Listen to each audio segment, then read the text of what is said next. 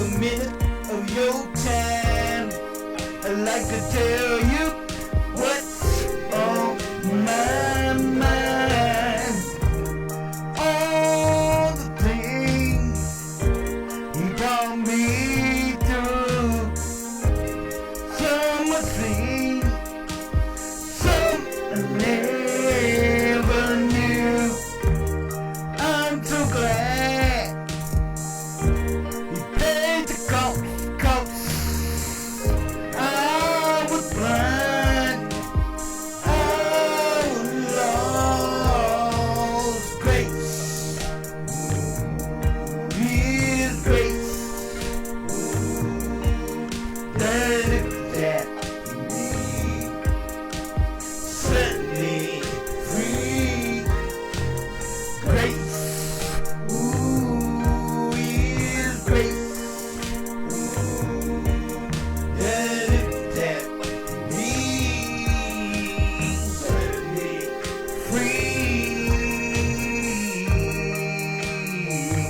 I begin to read Yahweh's word, and it was much different than anything I had heard. I fell down on my knees, cried out, Yahweh, forgive me, please, please, please.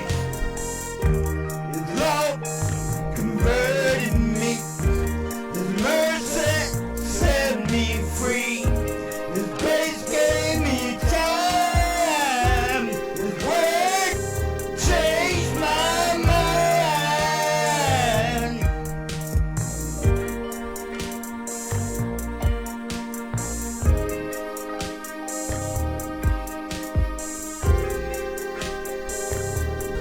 It was grace. Ooh, His grace, that lifted me, set me free.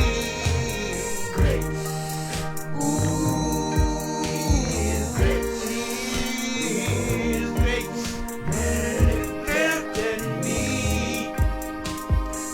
set me free. Grace, Lord convert me. Grace, mercy set me free.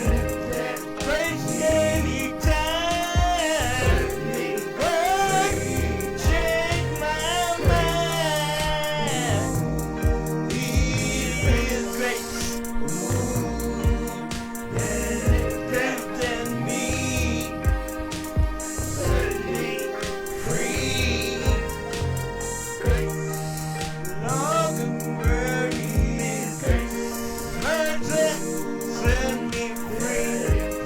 Grace gave me time. Word changed my mind. His grace, that lifted me, set me free.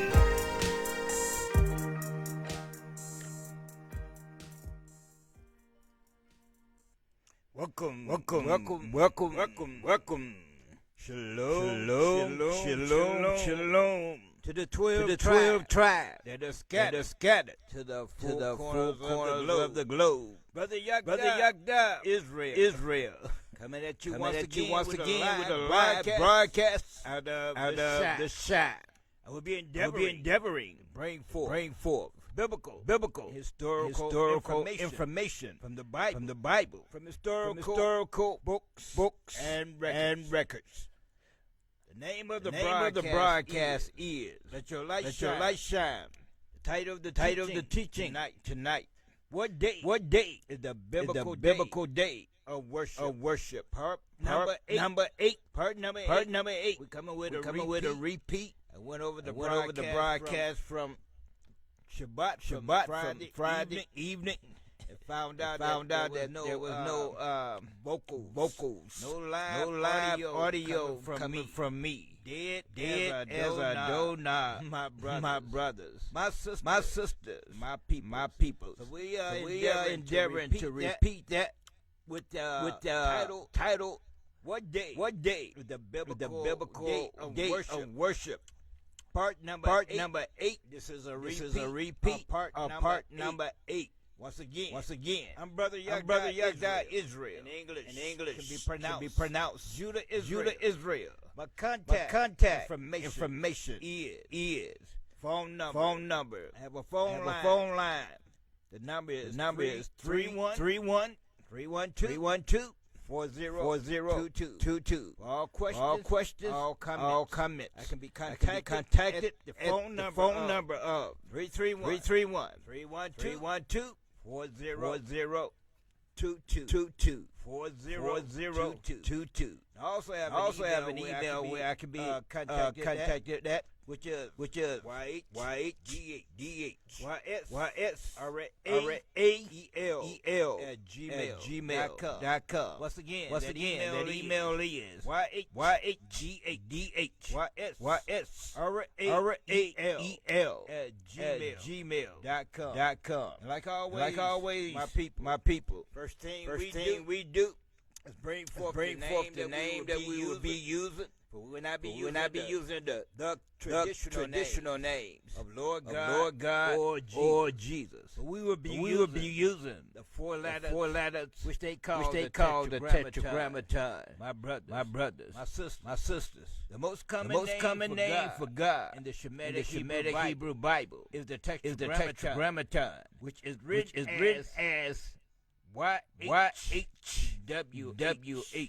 So what they call the Tetragrammaton is the four letters, which will be in the Shemitic dialect. Yohe Wahi will be the YHWH in the Shemitic dialect. My people. Let's continue this thing. We want to write to a second witness concerning the fact. And it reads, Name for God of the Israelites, representing the biblical pronunciation of Yahweh, YHWH, a Shemitic Hebrew name revealed to Moses in the book of Exodus. The name YHWH consisting of the sequence of consonants. Yohe, Wahe, or in the English alphabet, YHWH is known as the Tetragrammaton. My people, get a third witness on the table. See if I can pull out a third witness. My people. We want to write to a third witness, and it reads. The Tetragrammaton, or four letters, YHWH, is Yahweh.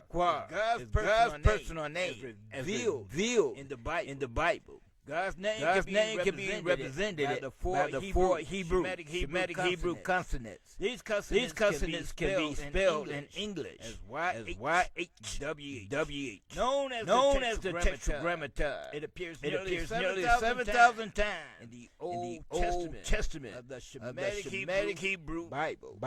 In English, the four letters of the Tetragrammaton are represented by the consonants YHWH. Yahweh is by far the most frequently occurring name in the Bible. Reportedly appears for over 7,000 times in the Shemitic Bible. While its writers refer to God by many titles, such as Lord, God, Jesus, the Almighty, Most High. YHWH is the only personal name they use to identify the supreme being.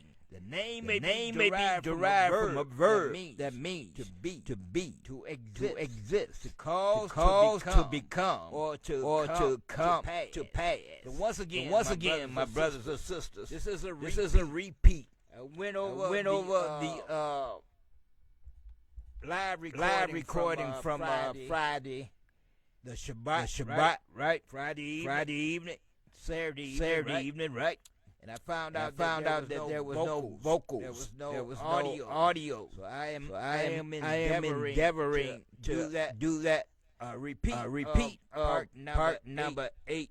What day is the biblical day of worship? So let's go into the scriptures and see if we can pull out a couple of scriptures to bag up the reason why we use the four letters, which we pronounce Yahweh. Y-H-W-H. When I run to the book of Exodus, chapter 3. Verse number 13. When a book wanna look at the book of Exodus, chapter 3, verse number 13, and it reads, and Moses said unto Yahweh, Behold, when I come unto the children of Israel, shall say unto them, Yahweh of your fathers sent me unto you. And they shall say to me, What is his name? What shall I say unto them? Verse number 14 reads, and Yahweh said unto Moses, I am that I am. Well, as we just read in a piece of historical literature, the translation was I'll be, right? And he said, thus shalt thou say unto the family of Israel, I'll be. Have sent me unto you, or I exist. The one that is self-existent. My brothers, my sisters. Verse number 15, and it reads, Yahweh said unto Moses, shalt thou say unto the family of Israel, Yahweh of your fathers, Yahweh of Abraham, Yahweh of Isaac, Yahweh of Israel has sent me unto you. This is my name forever, and this is my memorial unto all generations. So I would like to just welcome a brother that he became a member of the broadcast. I want to just give you a shalom, my brother, if you are listening tonight to the broadcast. Once again, the title of the teaching today is what day is the biblical day of worship. Part number 8 is a repeat. Like I say, I went over the broadcast from the Shabbat day, right? Friday evening. And I've seen that there was no vocals, so I'm endeavoring to do a repeat. We're gonna put part number 8 back on the table in the algorithm, as they say, right? But Exodus 3, verse 15, and it reads, and Yahweh said more unto Moses, shalt thou say unto the family of Israel, Yahweh of your fathers, Yahweh of Abraham, Yahweh of Isaac, Yahweh of Israel have sent me unto you. This is my name forever, and this is my memorial to all generations. That's a very powerful statement there. This is my name. This came from the mouth of the Most High, the Creator of heaven and earth, the Almighty. He said that the four ladders, my people, would be his name. Until the end of forever. Where do that get here? To the forever. My brothers, my sisters. Let's continue this thing. We're going to run to the book of Joshua. You know the routine here. We always put the name, the four ladders that we will be using on the table. First things first. My brothers, my sisters, my people. The book of Joshua. Hosea, chapter 23, verse number 7, and it reads, Book of Hosea, chapter 23, verse number 7. That you come not among these nations, these that remain among you. Either make mention of the name of their false shakwa, cause to beat, nor cause to swear by them, neither serve them, nor bow yourself unto them. So the Most High don't want us to even make mention of the name of the false shakwas of the nations. My brothers, my sisters, my people. This is the book of Joshua, chapter 23, verse number 7. Like always, we always go here a little and there a little. following the instructions of the Almighty Yahweh. Run to what they call the New Testament. We want to people one verse.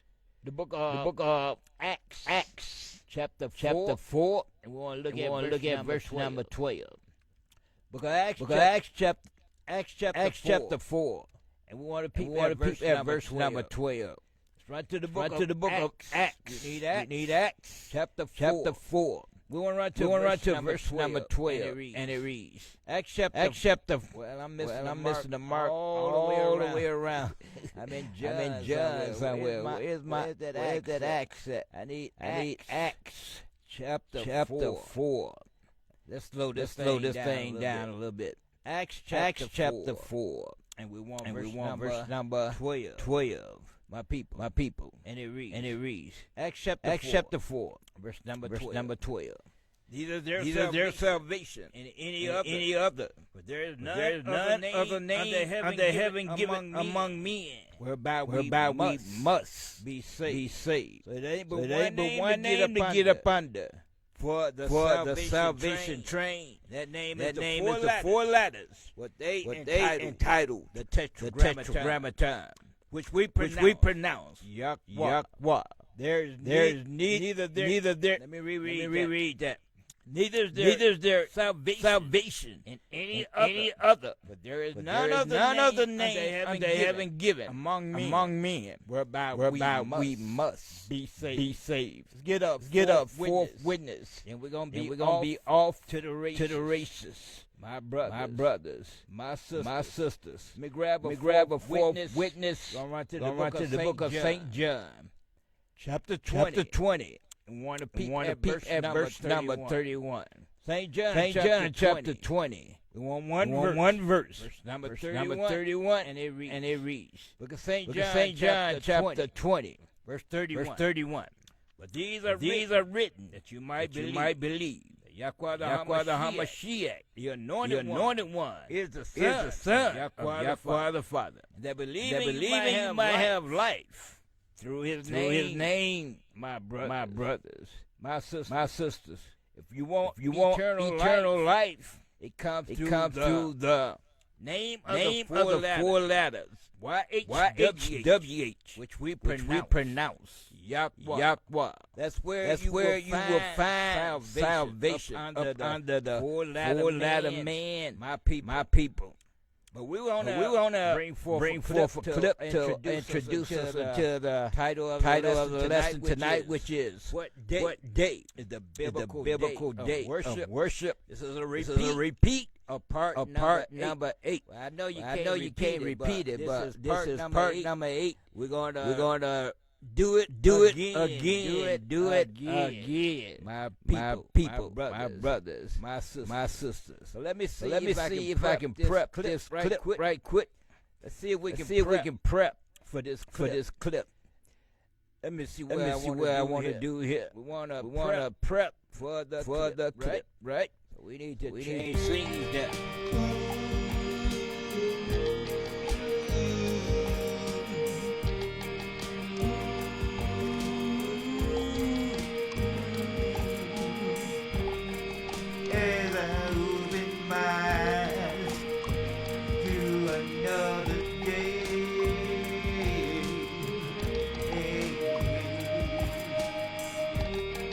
I see the sunrise, and I begin to say, ooh, Yahweh creation, ooh, it's so amazing.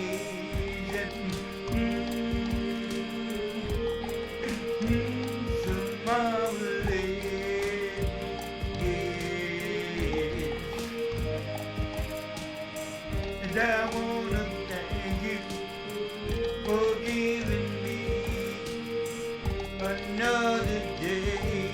Ooh, I wanna thank you. I wanna praise your name for giving me another chance.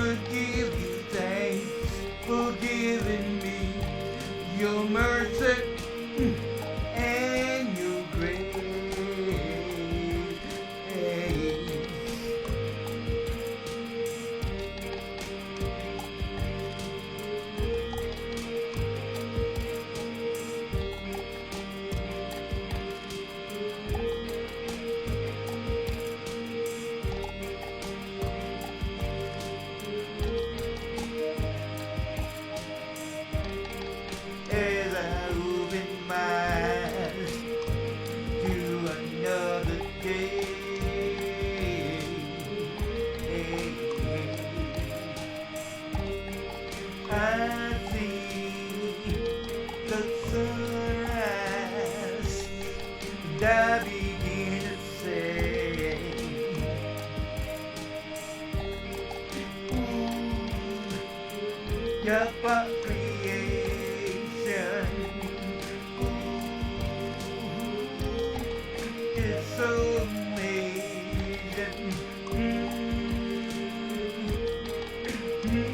so marvelous.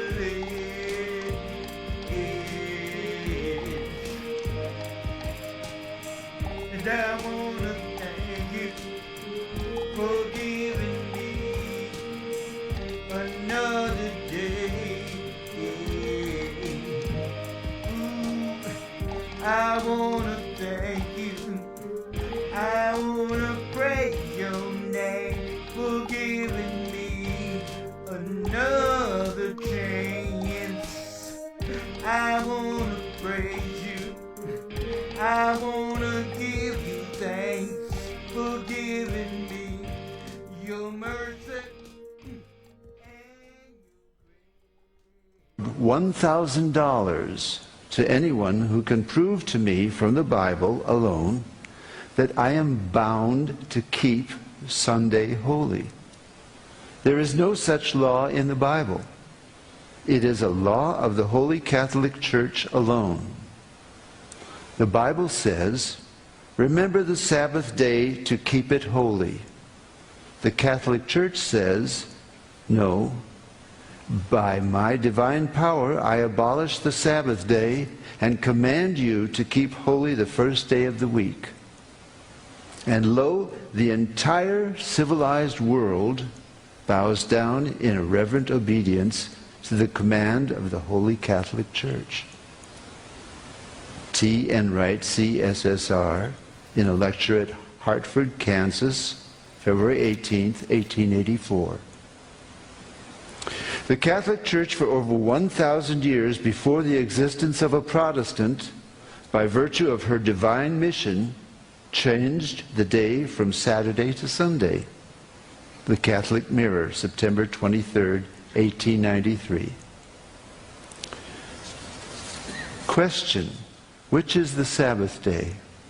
Answer: Saturday is the Sabbath day.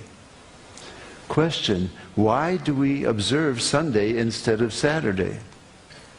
Answer: we observe Sunday instead of Saturday because the Catholic Church in the Council of Laodicea, AD 336, transferred the solemnity from Saturday to Sunday. Peter Geierman, The Convert's Catechism of Catholic Doctrine, 2nd edition, 1910, page 50. Question: have you any other way of proving that the Church has power to institute festivals of precept? Answer: had she not such power, she could not have done that in which all modern religionists agree with her. She could not have substituted the observance of Sunday, the first day of the week, for the observance of Saturday, the seventh day, a change for which there is no scriptural authority. Stephen Keenan, A Doctrinal Catechism, page 174. There is but one church on the face of the earth which has the power, or claims power, to make laws binding on the conscience, binding before God, binding under penalty of hellfire. For instance, the institution of Sunday. What right has any other church to keep this day? You answer by virtue of the third commandment. The papacy changed the fourth commandment and called it the third, which says, remember that thou keep holy the Sabbath day. But Sunday is not the Sabbath. Any schoolboy knows that. Sunday is the first day of the week. I have repeatedly offered $1,000 to anyone who will prove by the Bible alone that Sunday is the day we are bound to keep. And no one has called for the money. It was the Holy Catholic Church that changed the day of rest from Saturday, the seventh day, to Sunday, the first day of the week. T. N. Wright, CSSR, in a lecture delivered in 1893. All right. There you have it. From the horse's mouth, right? It was the Roman Catholic Church that changed the day from Saturday to Sunday. So what day is the biblical day of worship? Part number 8. My brothers, my sisters, my people. Let's look at this thing. See if we can run. Get our running shoes on. My people. Acts chapter 14, verse 21. And it reads. When they had taught the covenant to that city, and had taught many, they returned again to Lystra, and to Iconium, and to Antioch. Verse number 22. And it reads. Confirming the soul of the disciples, and exhorting them to continue in the covenant. That we must through much tribulation enter into the kingdom of Yahweh. So this ain't gonna be no either road. gonna be some bumps in the road. My brothers, my sisters. But nevertheless, he that endured to the end, the same shall be saved. So my goal is to take this thing all the way. My brothers, my sisters, my people. No matter what consequences may be. He said much through much tribulation, right? So let's open up with the book of Luke, like always. We're going to start with the book of Luke, chapter 12, verse number 12, and it reads. Book of Luke, chapter 12, verse number 12 reads. For the righteous spirit shall teach you in the same hour what you ought to say. And we believe that, my brothers, my sisters, my people. We believe if it's in the midnight hour or the midday hour, the righteous minister spirit duty ordained by the Most High Yahweh is to lead and guide us, right? into all truth. Let's run and read that. We're going to run to the book of St. John. My people. St. John chapter 16. We want to pick it up at verse number 13. St. John 16, verse 13. And it reads.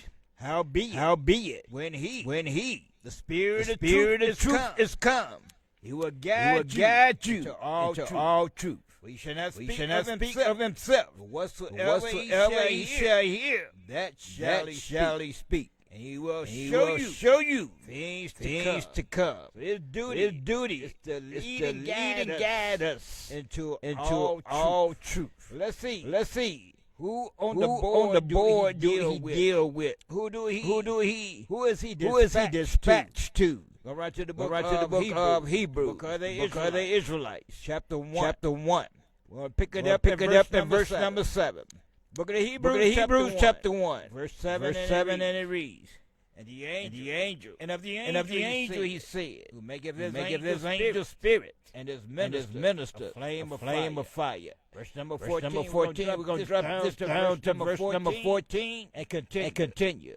The book of Hebrews, chapter 1, verse 14, and it reads. Are they not all minister spirits sent forth to minister for them who shall be heirs of salvation? And we done covered this plenty of times. And we understand that this word heir is talking about a specific bloodline. Let's go ahead and grab that. Let's refresh our memory. Who is this? Heir.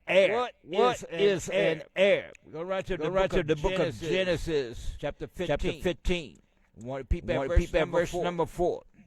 Book of Genesis 15, verse number 4, and it reads.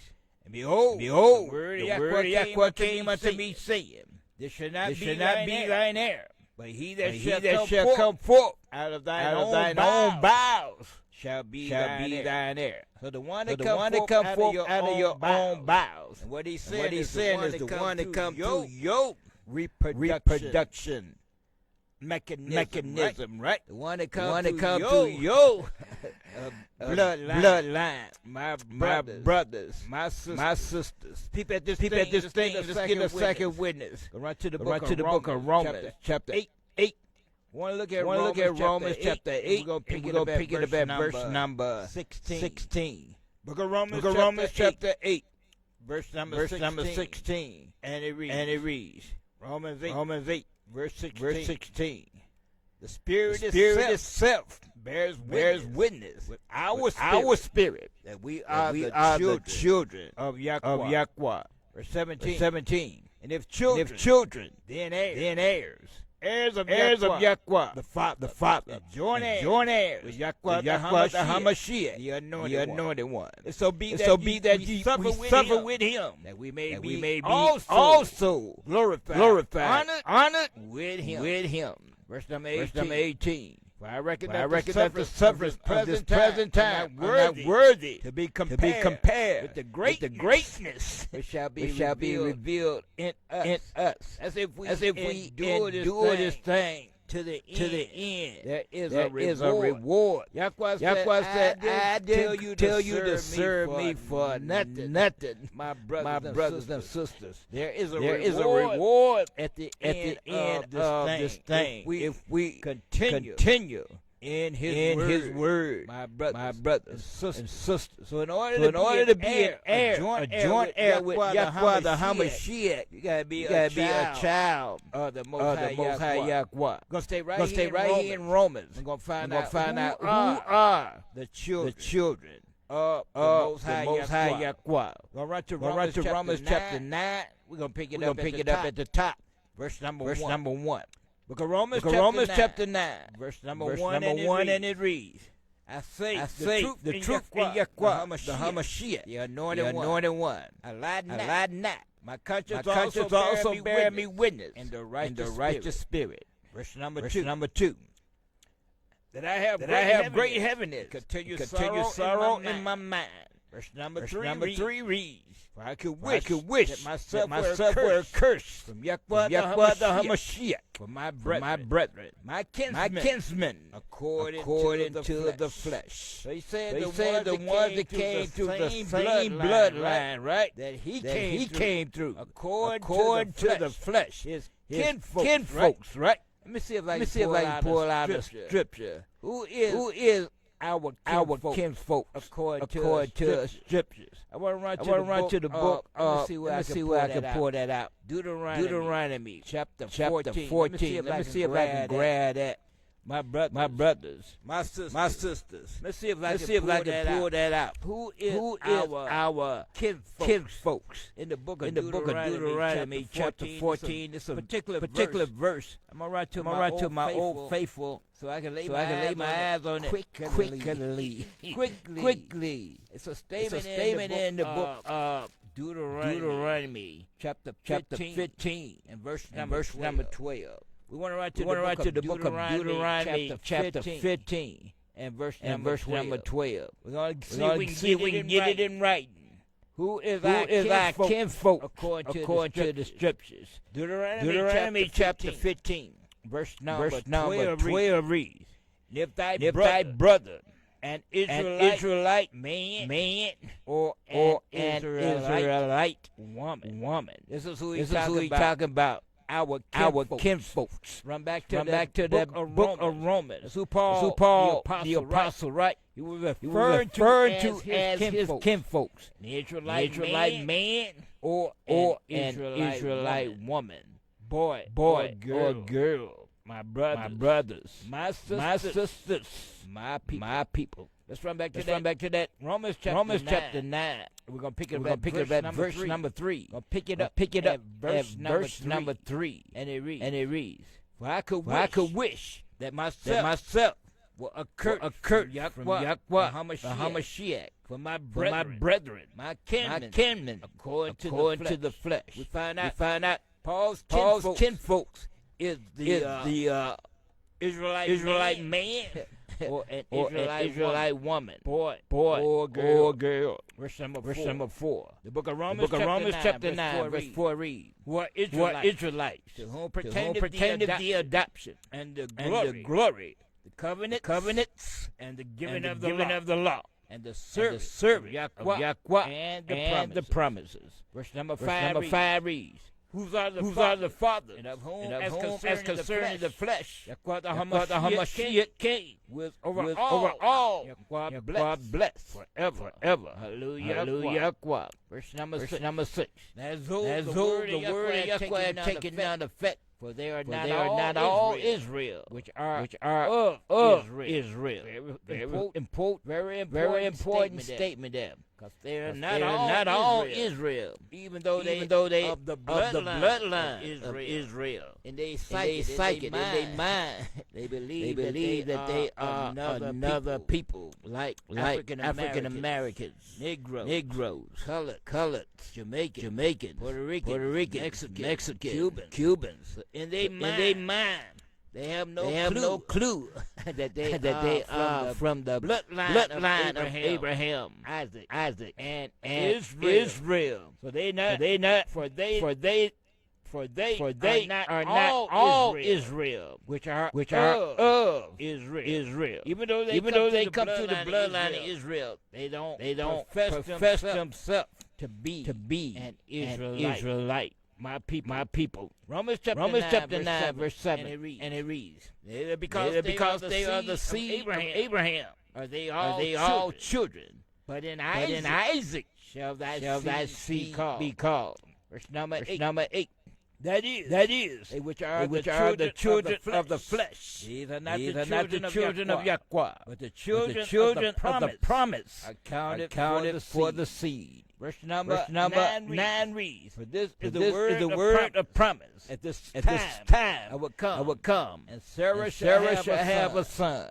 Verse number 10. And not only this, but when Rebekah also had conceived by one, even by our father Isaac. Verse number 11. For the children being not yet born, neither having done any good or evil, that the purpose of Yahweh, according to election, might stand. Neither works, but of him that calleth. Verse number 12 reads, it was said unto her, the elder shall serve the younger. Verse 13.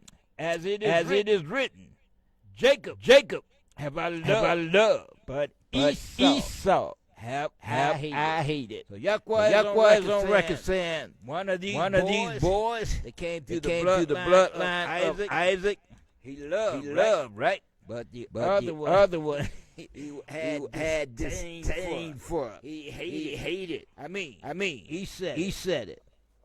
He loved Jacob, whose name was changed to Israel, right? But the other boy, who was Esau, he said he on record. It's written that he hated him, Esau, right? So let's see if we can follow up with that statement. Let's see where was it written. Go right to the book of Malachi. Right to the book of Malachi and read where was it written? In Malachi chapter 1, verse number 1. Is that the one I want? Malachi chapter 1, verse 1. And is it? Book of Malachi chapter 1, verse 1. And it reads, the burden of the word of Yahweh to Israel by Malachi. Verse number 2. It reads, I love you, said Yahweh.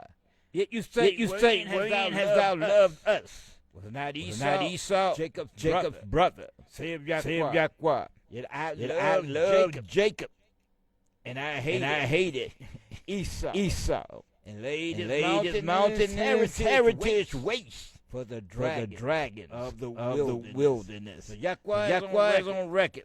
We went here a little, and there a little, right? And he's on record saying that he loved him some Jacob, whose name was changed to Israel, who are the progenitor of the 12 tribes of the nation of Israel. My brothers, my sisters, my peoples. Want to follow up with that statement? We're going to run to the book of 2nd Ezra in the Apocrypha. Let's see if we can pull out a second witness. You got to go here a little. There a little. We'll run to 2nd Ezra. My people. 2nd Ezra chapter. Let me see what we want out of that. 2nd Ezra chapter 3, and we're gonna pick it up at verse number 13. 2nd Ezra chapter 3, and we want to look at verse number 13. My people, and it reads. Now when they lived so wickedly before thee. Thou did choose the unman from among them, whose name was Abraham. Verse number 14. Him thy lovest, and unto him only thou showest thy will. Verse number 15. And made us an everlasting covenant with him, promising him that thou wouldest never forsake his seed. Verse number 16. Now to him thou gavest Isaac, and unto Isaac also thou gavest Jacob and Esau. Pay attention to the language here. My brothers, my sisters. May we read that. And unto him thou gavest Isaac, and unto Isaac also thou gavest Jacob and Esau. As for Jacob, thou did choose him to thee. Right? You chose Jacob to thee. And what did you do? And put by Esau. And so Jacob became a great multitude. I mean, you go into the store, right? You go in there looking for a pair of shoes. You see one pair, and you see another pair. So you walk right past that pair, and you get the pair that you love, right? This is what happened with Jacob and Esau. Yaquah walk right past Esau. As they give me some of that Jacob over there. I want some of that Jacob. Put that on my shopping list. My brothers, my sisters. Want to run to the book of St. John chapter 14. Let's see if we can dive in with both feet into this lesson. What day is the biblical day of worship? Part number 8. And we're coming back with it because the first go around, my brothers and sisters. Then you'll know fruit. So we had to come back and see if we can do this thing again. Because we want our vocals to be heard. We want to be heard. We want the word of Yaquah to be heard. My people. We're going to run to the book of St. John chapter 14. And we're going to pick it up at verse number 26. St. John chapter 14 and verse number 26. And it reads. Book of St. John 14 verse 26. But the Comforter, which is the righteous Spirit, whom the Father will send in my name, he will teach you all things, and bring all things to your remembrance whatsoever I have said unto you. So we find out that this Comforter, which is the righteous Spirit, right? His duty is to teach the heirs. That's who he sent for. He's a minister to those who are heirs. And to be an heir means you come through the bloodline of Abraham, Isaac, and Israel.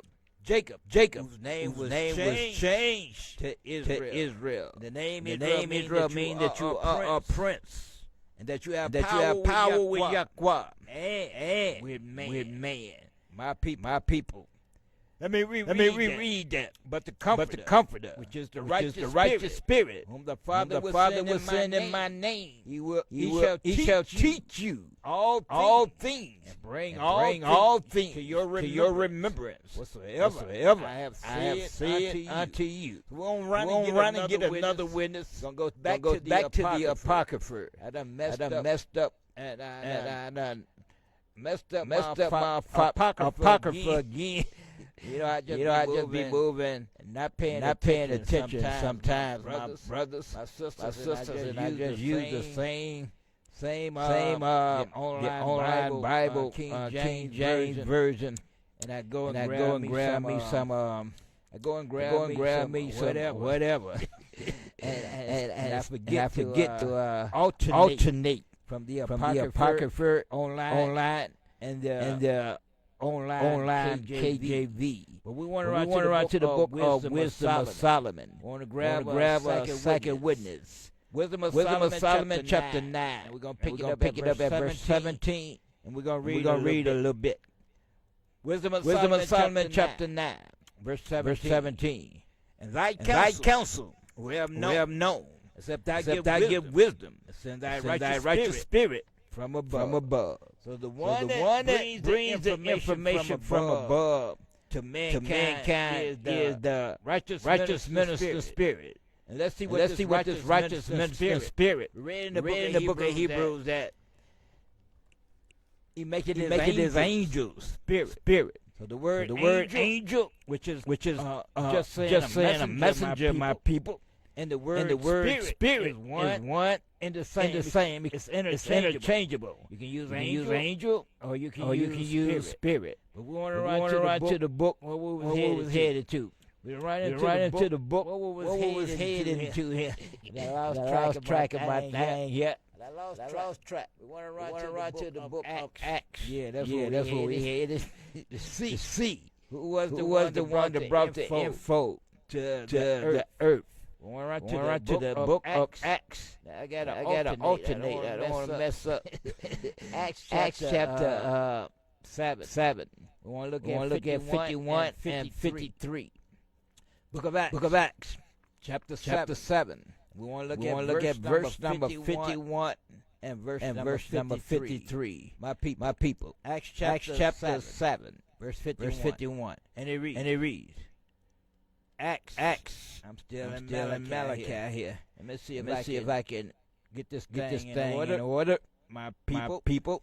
We want Acts chapter 7. And we want to look at verse number 51 and verse number 53. Want to see how this thing was sent to the earth, right? Acts chapter 7, verse number 51 reads, You stiff-necked and uncircumcised in mind and ears. You do always resist the righteous spirit. As your father did, so do you. Verse number 53, and it reads, Acts chapter 7, verse number 53.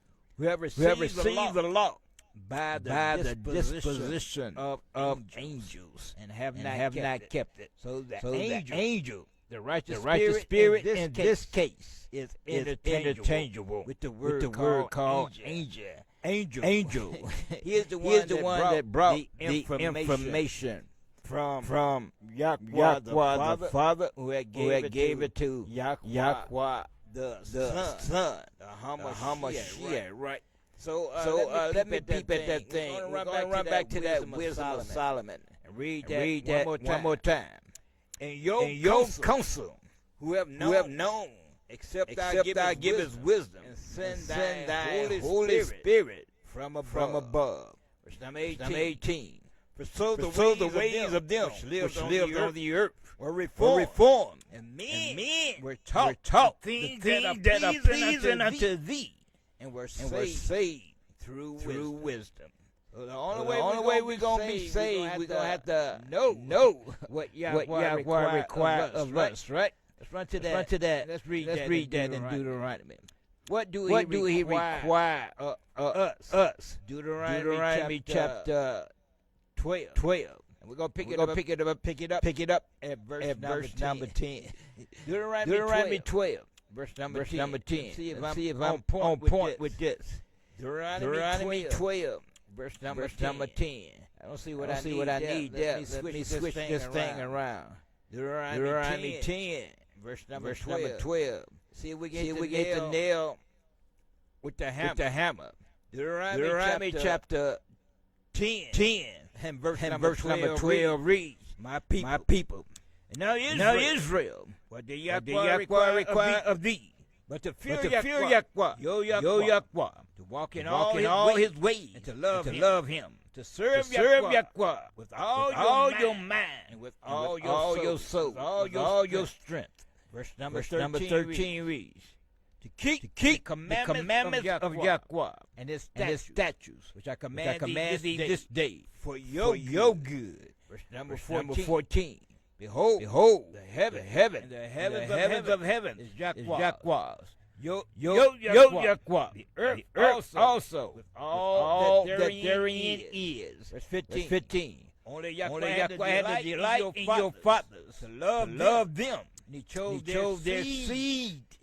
Now the seed is the same as coming forth out of the bowels. Air. It all means the same things. Coming through the bloodline of Abraham, Isaac, and Israel. And the 12 offsprings, 12 sons of Jacob, whose name was changed to Israel. Only Yahweh had a delight in your fathers to love them. He chose their seed after them. Even you above all people, as it is this day. Verse number 16 reads. Verse 16. Circumcise therefore your foreskin of your mind, and be no more stiff-necked. Now Yahweh know his people. He know us. He know us to the T, right? Because he sent blood, the seer Ezekiel, right? To go and deliver the bomb, drop the bomb on them Israelites, right? And at this time, I believe it was just Yahweh, those up under the banner of Yahweh, Judah, the southern kingdom that was still on the table. We want to read what instruction he gave to the seer, the prophet Ezekiel for the nation of Israel, right? Ezekiel 2, verse number 1, and it reads, and he said unto me, Son of man, stand upon thy feet, and I will speak unto thee. Verse number 2. And the Spirit entered into me when he spake unto me, and set me upon my feet, that I heard him spake unto me. Verse number 3 reads, and he said unto me, Son of man, I send thee to the children of Israel, to a rebellious nation. What kind of people are we? We are a rebellious nation, right? That have rebelled against me. They and their fathers have transgressed against me, even to this day. Verse number 4. For they are impudent. They are impudent children, and hard-headed, stiff-hearted. I do send thee unto them, and thou shalt say unto them, Thus saith Yahweh. And they, whether they were here or whether they will forbear, for they are a rebellious family. Yet shall they know that a seer, a prophet, have been among them. Verse number 6. Thou son of man, be not afraid of them, neither be afraid of their words. Though briars and thorns be with thee, and thou doest well, and thou doest dwell among scorpions. Yahweh is giving a description of the 12 tribes of Israel. He said they like briars and thorns. We like briars and thorns, right? And we like scorpions. You know what a scorpion is? That's a deadly creature. My people. And he like it us to these scorpions. Be not afraid of their words. And he said with their words, just like they spitting out venom. My people. Be amazed, nor be dismayed at their looks, though they be a rebellious nation. Verse number 7. And thou shalt speak my words unto them, whether they were here or whether they will forbear. For they are most rebellious. So drop down to verse number 11, and we're going to finish this out. So verse number 11. Where you at? Verse number 11. Ezekiel. Chapter 2. Well, maybe that's in chapter 3. Let me see. Ezekiel. Let me see what Ezekiel look like here. And chapter 2. I wanted to drop down to verse number 11. Let me see. Ezekiel 2 don't have 11. So it must be chapter 3. Verse number 11. So we're gonna jump on down to chapter 3. My people. And we're gonna peep at verse number 11. Ezekiel 3. Verse number 11. And it reads. And go get thee to them of the captivity. So Yahweh's people are the ones that was in hard bondage. My brothers, my sisters, and to the children of your people. And speak unto them and tell them, thus saith Yahweh, whether they were here or whether they will forbear. So when we come before Yahweh's children, his people, the only thing we can put on the table is thus saith Yahweh. Let me see if I can pull that out in the book of 1 Peter chapter 4. Around verse number 13, I believe. Let's see if I can pull this one out. In 1 Peter chapter 4, verse number 13. I don't see it there. Let me try chapter 3. 1 Peter. I believe that's what I want. Let me run it down right quick. I want to find a scripture in the book of Peter. First Peter chapter 4. I want verse number 11. First Peter chapter 4 and verse number 11. My people. First Peter 4. Verse number 11. And it reads. Book of First Peter 4. Verse number 11. If any man speak, let him speak as the oracles of Yahweh. If any man minister, let him do it as of the ability which Yahweh giveth. That Yahweh in all things may be glorified, honored through Yahweh the Hamashiach, the anointed one, to whom be praise and dominion forever and ever. So if any man speak, right? We got to use the oracles of the Most High Yahweh. We can't be hooping and hollering, running up and down, screaming. You know how they do it, my brothers, my sisters. No, that ain't the way. The instructions say to do this thing. My people. Say if any man speak. Let him speak as the oracles of Yahweh. If any man minister, let him do it as of the ability which Yahweh giveth. That Yahweh in all things may be honored through Yahweh the Hamashiach, the anointed one. Well, you call sweet baby Jesus, to whom be praise and dominion forever and ever. Hallelujah. Yahweh. We want to run, my brothers and sisters. We want to kind of dive into this lesson again. We want to dive into this thing. Title of the teaching today is What Day is the Biblical Day of Worship. Part number 8, and we are repeating this part number 8 because the part that we did on the Shabbat Friday evening. There was no vocals. There was no Brother Yagda said anything. He was just moving his mouth.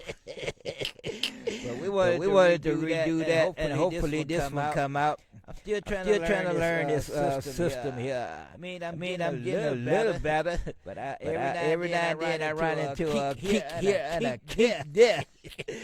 My brothers, my sisters. The book of First Peter, chapter 4, verse number 11. If any man speak, let him speak as the oracles of Yahweh. If any man minister, let him do it as of the ability which Yahweh giveth. That Yahweh in all things may be honored, glorified through Yahweh the Hamashiach, the anointed one, to whom be praise and dominion forever and ever. Hallelujah. Gonna run to the book of Exodus, chapter 23. Run to the book of Exodus. Want to peep at Exodus, chapter 23.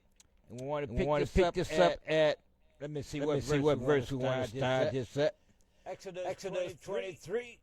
We want to pick it up at verse number Exodus 23. We want to look at verse number 20 and 22. Exodus 23, verse 20 through 22. And it reads, Behold, I send an angel before thee to keep thee in the way, and to bring thee into the place which I have prepared. Verse number 21. Beware of him, and obey his voice. Provoke him not, for he will not pardon your transgressions. For my name is in him. So when these minister spirits show up, they don't show up in their own name, right? They show up in the Most High, the name of the Most High, right? Verse number 22, and it reads, But if thou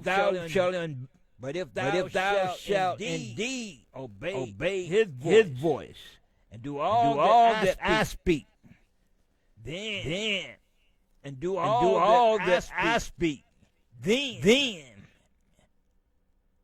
then I will be an enemy unto your enemies, and an adversary unto your adversaries. And we're coming up on that starting next week. We're gonna be changing the subject. We're gonna be starting to bring forth the feast that is on the horizon, which is called the Feast of Purim. That you can find about in the book of Esther. You can find out about that. We're going to start our teaching leading up to the feast of Purim. Right behind the feast of Purim is going to be the feast, the Passover, the Pesach. And right behind the Pesach, we're going to be dealing with the feast of unleavened bread. So we're gonna be switching up soon as we get to this 10 piece. my brothers, my sisters. Once we get to this 10 piece, then we're gonna endeavor to come forth with the teaching leading up to the feast of Purim, as well as the feast of Passover and the feast of unleavened bread. That's right around the corner, my people. I was trying to find me a scripture about this angel. They don't come in their own name. I was trying to locate a scripture to bag up that point, but as of yet, I haven't had any fortune on that. So I'm not going to delay. I'm gonna just keep this party rolling on around the road. And we're gonna run to the book of look at the book of Psalms, chapter 11, and verse number 3. Because the Sabbath day, my people, is very important. Matter of fact, Yahweh say is sign. It's Shabbat. Sabbath days is his sign. My people. But we're gonna look at Psalms chapter 11, verse number 3, and it reads, If the foundation be destroyed, what can the righteous do? So we gotta stand on this foundation. And one piece of that foundation is Yahweh's Sabbath day. That's when you begin to learn and understand what the Most High Yahweh inquired. As we read in the book of Deuteronomy. That's where you learn about his laws, statutes, and judgment. When we keep the seventh day, not the first day of the week, my brothers, my sisters. Let's do our countdown right here, right now. Sunday, first day. Monday, second day. Tuesday, third day. Wednesday, fourth day. Thursday, fifth day. Friday, sixth day. Saturday is the Sabbath day. My brothers, my sisters. Let's see what day that he sanctified and blessed. Get a little title around here. We're going to continue this thing. Genesis chapter 2, verse number 1. What day did he sanctify and bless? What day is the biblical day of worship? Part number 8, my people. Genesis 2, verse number 1, and it reads, Thus the heavens and the earth were finished, and all the hosts of them. Verse number 2. And it reads, and on the seventh day, Yahweh ended his work, which he had made. And he rested on the seventh day from all his work, which he had made. Verse number 3. And Yahweh blessed the seventh day, sanctified it, because that he had rested from all his work, which Yahweh created and made. So he said he sanctified the seventh day. See if we pull out a definition. What do it mean by being sanctified? Because there's many different ideologies, mindsets about this word called sanctified. You got even some religious organizations that they call themselves sanctified churches, right? What kind of church is you? We are sanctified. Let's see if we can pull out the definition in the book of Psalms. What does it mean to be sanctified? Gonna run to the book of Psalms chapter 4. And want to look at verse number 3, I believe. Psalms chapter 4, verse number 3. Let's see what Yahweh did with the Sabbath day, the seventh day of the week. The book of Psalms chapter 4, verse number 3. And it reads, But know that Yahweh set apart him, that is Yahweh from himself. That's what it means to be sanctified. Yahweh sanctified and blessed the seventh day, my people. Not the first day of the week. We're going to see who blessed the first day of the week. Let me see if I can pull it out. I want to run to the Zondervan Compact Bible Dictionary. I want to read on page 569. Zondervan Compact Dictionary, page 569, and it reads, Sunday, first day of the week. Sunday, first day of the week. We want to run to a little book that I like to bring to the table called the calendar. History, lore, and legend. Because a lot of people say, how do you know that Saturday is the seventh day? I mean, they could alter that thing, right? Let's see if that is even possible according to their writing. Not saying that they didn't go out there and see if they can alter it. I mean, maybe would if they could. But Yahweh set in motion. 1, 2, 3, 4, 5, 6, 7. We want to read a little bit of history concerning the distinction of the week, right? The week, a distinct unit.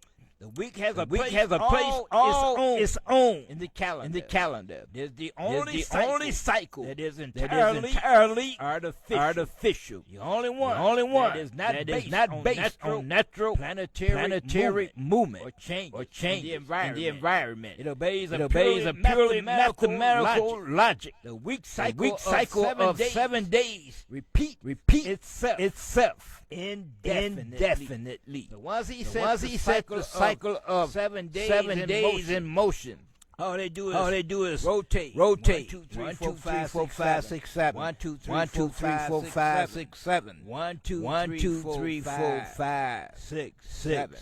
They said they went out there to see if they could alter it. But there was no planetary. Let me reread that. Page number 32. It reads the week a distinct unit. The week has a place all its own in the calendar. It is the only cycle that is entirely artificial. The only one that is not based on natural planetary movement or changes in the environment. It obeys a purely mathematical logic. The week cycle of 7 days repeats itself indefinitely. There was another page I wanted to pull out to show how they did manipulate a few things. Let me see if I can pull it out. I believe this it. And it's on page number 42. And it reads, to understand the organization of our current calendar, we have to go back to the calendar of the Roman Republic. In 153 BC, it was established. The year began on January the 1st. In the period when the days had begun to lengthen. The Roman year consisted of 355 days, divided into 12 months. Every 2 years, Kali, a priest, the pontiff, added month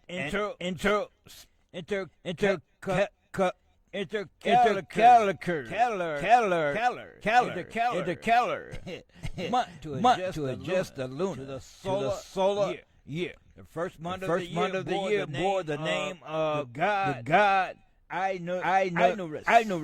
Was the month of Janus, god of beginning. We had two faces. One looking back at the year just passed. The other looking forward to the new year.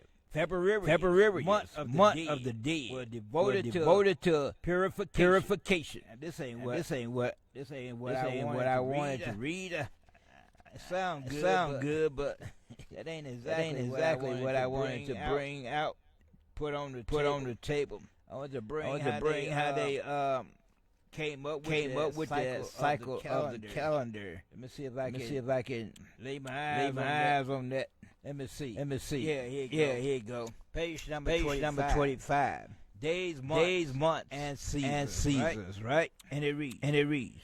All calendars divided time into days, months, and years. Every people has his own way of experiencing these divisions and inhabiting time. The basic unit of time is the day. The alternation of the day and night gives time elementary rhythm to compute the length of the day. Use the system developed by Babylonian astronomers who divided up the day into two sets of 12 hours for day and for night. Why 12?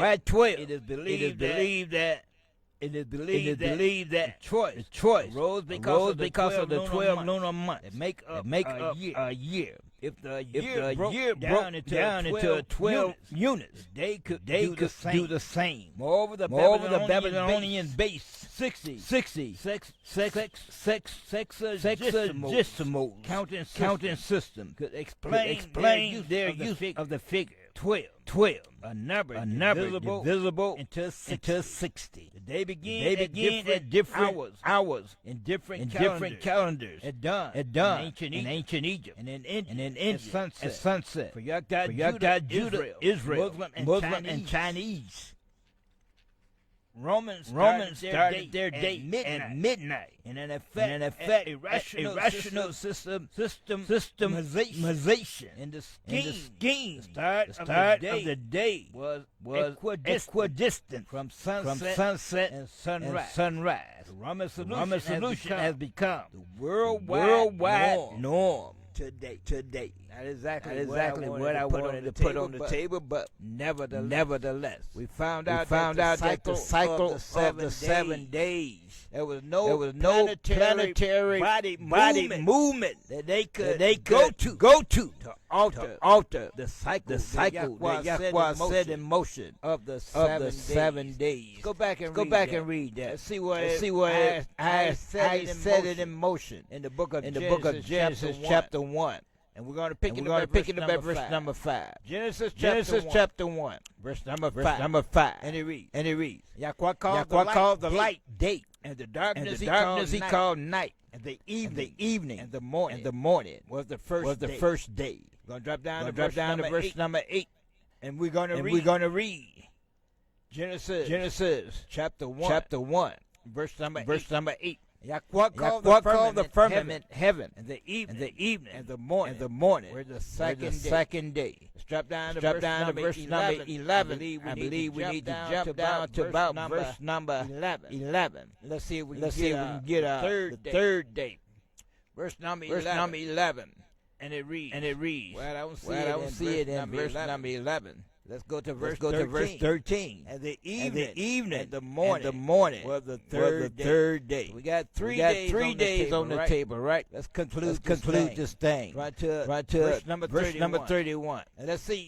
Yahweh established the rotation of the 7 days. And Yahweh saw everything that he had made. Behold, it was very good. And the evening and the morning were the 6 days. So we got 6 days on the table. Thus the heaven and the earth were finished. And all the host of them. Verse number 2. And it reads. Yahweh on the 7th day ended his work which he had made. And rested on the 7th day from all his work. So Yahweh rested on the 7th day. Verse number 3. And it reads. Yahweh blessed the 7th day and sanctified it. Because that in it he had rested all his work. Yahweh created and made. We're gonna find out what Yahweh is the Yahweh of the Sabbath day. Because they say you know they say that when Yahweh the Hamashiach, the anointed one, when he came to the earth in flesh, my people, that he did some altering of the Sabbath day. Now the Sabbath day is the first day of the week. But let's see. What do he claim in the book of Luke chapter 6. See if I can get me some Luke on the table. We want Luke chapter 6. We're gonna pick it up at verse number 1. We're gonna read 1. We're gonna read 5 and 6. Luke chapter 6, verse number 1. And it reads. And it came to pass on the second Sabbath, after the first, that he went through the cornfield, and his disciples plucked the ears of corn, and did eat, rubbing them in their hands. So this is talking about the Hamashiach, the anointed one, and his followers, right? Verse number 5 reads. And he said, where did he say? And he said unto them that the Son of Man, the one you call sweet baby Jesus, right? Is Yahweh also of the Sabbath day. Now let's define what is the Sabbath day. What day? Is the biblical day of worship. Gonna run to the book of Exodus, chapter 31. We want to make sure we understand what day that he sanctified and bless. The book of Exodus, chapter 31. We're gonna pick it up at verse number 12. My brothers, my sisters, my people. The book of Exodus, chapter 31, verse 12. And Yahweh spake unto Moses, saying. Verse number 13 reads, Speak that also to the children of Israel, saying, Truly, my Sabbath you shall keep. For it is a sign between me and you throughout your generations, that you may know that I am Yahweh, that sanctify you. And we read that word sanctify means he separated you from all the other 17 nations. You should be walking in the statutes, laws and commandments of the Most High Yahweh. He sanctified a people for himself, right? Let's go and read that. We're gonna come back to this Exodus. But I messed up my apocrypha again, right? Let me see where I'm at here. I gotta stop doing that. I gotta figure this thing out. I go grab my apocrypha again. I wanna run. I lost my thought just that quick. Let me see if I can run back there and grab that. Exodus chapter 31. Let's see if I can jog my memory. Exodus 31, verse number 12. And it reads. Exodus 31, verse 12. And it reads. And Yahweh spake unto Moses, saying, verse number 13. Speak thou also unto the family of Israel, saying, Truly, my Sabbaths you shall keep. For it is a sign between me and you throughout your generation, that you may know that I am Yahweh, that does sanctify you, right? So the one that separated the 12 tribes of Israel from the other nations is the Most High Yahweh. Let me see if I can pull out a statement to verify that thing. Let me see if I can run and grab a statement to verify it was the Most High Yahweh, right? That separated the nation of Israel. Gonna run to the book of Leviticus. My brothers, my peoples. We want to run to the book of Leviticus. We want a statement in the book of Leviticus. If I can lay my eyes on it, I don't mind reading it. My brothers, my sisters. It's a statement in the book of Leviticus. Let me see if I can pull it out. It's a statement in the book of Leviticus that I would be more than willing to read if I could lay my eyes on. That he is. If I can find it, I definitely will read it. Let me see if I can pull this scripture out. What Yahweh did when it came down to the 12 tribes of Israel. I'm thinking it's in Leviticus chapter 26. But I don't see what I need there. So I'm not going to tarry too long. I thought I might be able to run and pull it out. but nevertheless, I don't see what I need right quick. So I'm not going to tarry. We're going to try to come back and pull that one out. This is the place where I need to plug it in, my people. But for the life of me, my eyes won't fall on it. Now usually after I talk a little while, I usually can eventually run my eyes into it. But this time for some reason, it won't let me lay my eyes on it. Okay. Well, that ain't the one I want. But that's close. That's close. But let me see if I can pull out the one I need. Since I'm close. Let me see if I can pull out what I'm looking for here. No, I'm not gonna be able to pull it out. So let me continue down the road I was on. The book of Exodus chapter 31. Verse number 13, and it reads. Speak thou also unto the children of Israel, saying, Truly, my Sabbath you shall keep. For it is a sign between me and you throughout your generation, that you may know that I am Yahweh, that sanctify you. Verse number 14 reads, You shall keep the Sabbath. Therefore, for it is righteous unto you. Everyone that defileth it shall surely be put to death. For whosoever doeth any work therein, that person shall be cut off from among his peoples. Verse 15. 6 days may work be done. But in the seventh, what day is the Sabbath? The seventh day, my brothers, my sisters, my people. The day that he sanctified and blessed, which he called Shabbat. Which only means day of rest. My people. 6 days may work be done. But in the seventh is the Sabbath of rest. Righteous unto Yahweh. Whosoever doeth any work in the Sabbath day shall surely be put to death. Wherefore, the children of Israel, Exodus 31, verse 16. Wherefore, the children of Israel shall keep the Sabbath, to observe the Sabbath throughout their generations, for a perpetual covenant. Verse 17. And it reads, It is a sign between me and the children of Israel forever. For in 6 days Yahweh made heaven and earth, and on the seventh day He rested and was refreshed.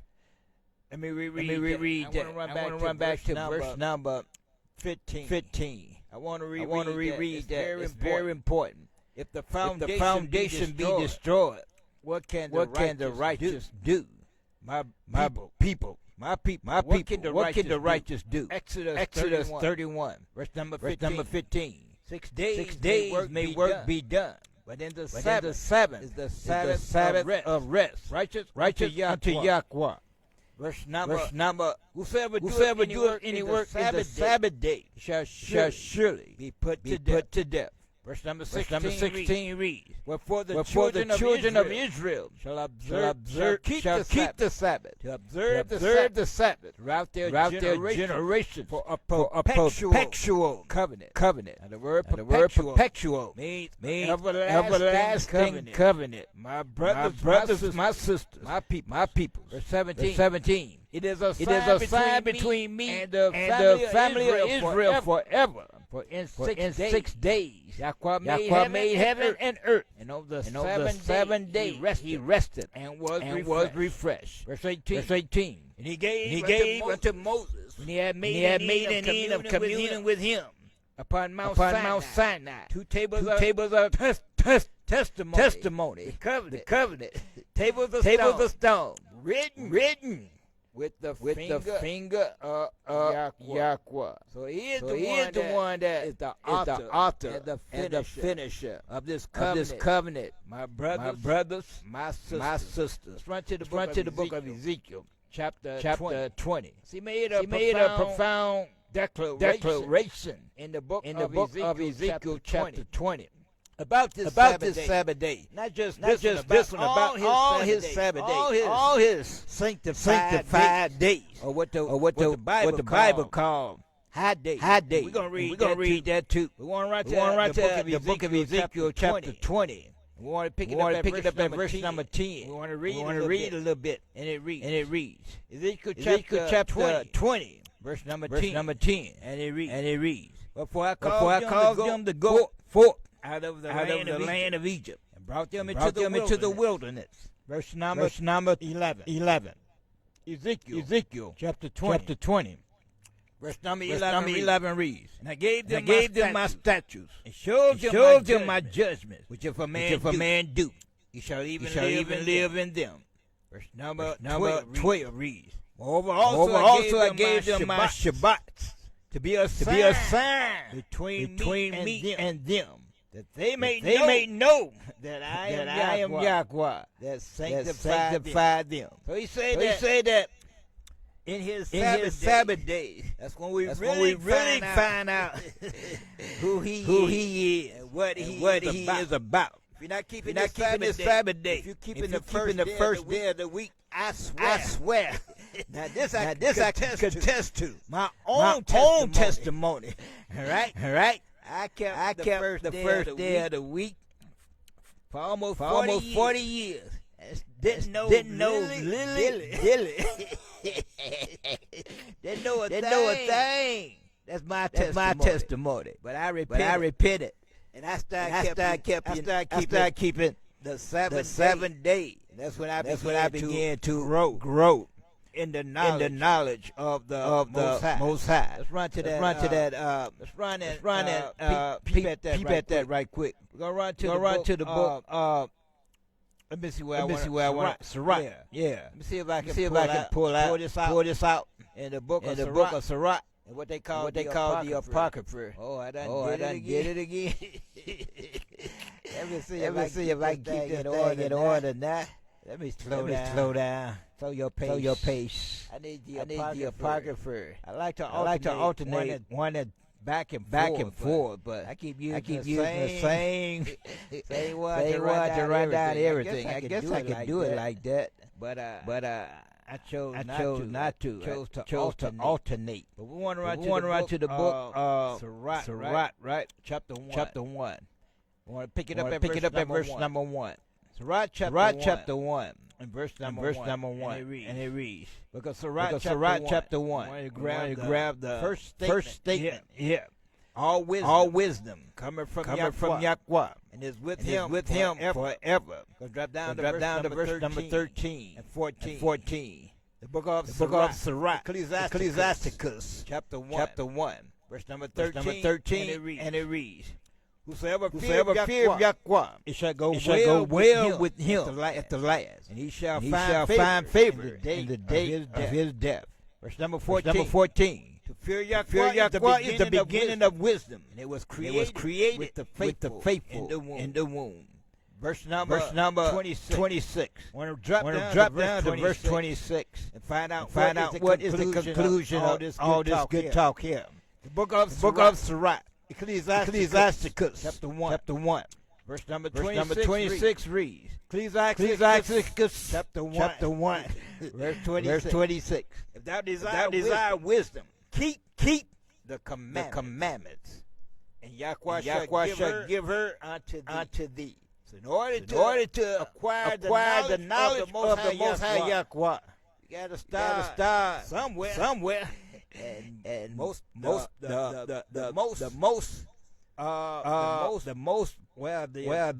best place. Let me put it that way.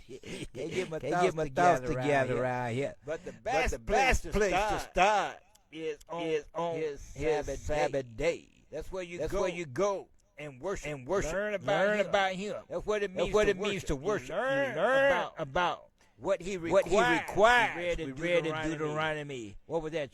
Chapter 12 or chapter 10, verse 12. What do the Most High require of thee? We start to learn about what he requires of us on the Sabbath day. My brothers, my sisters, my people.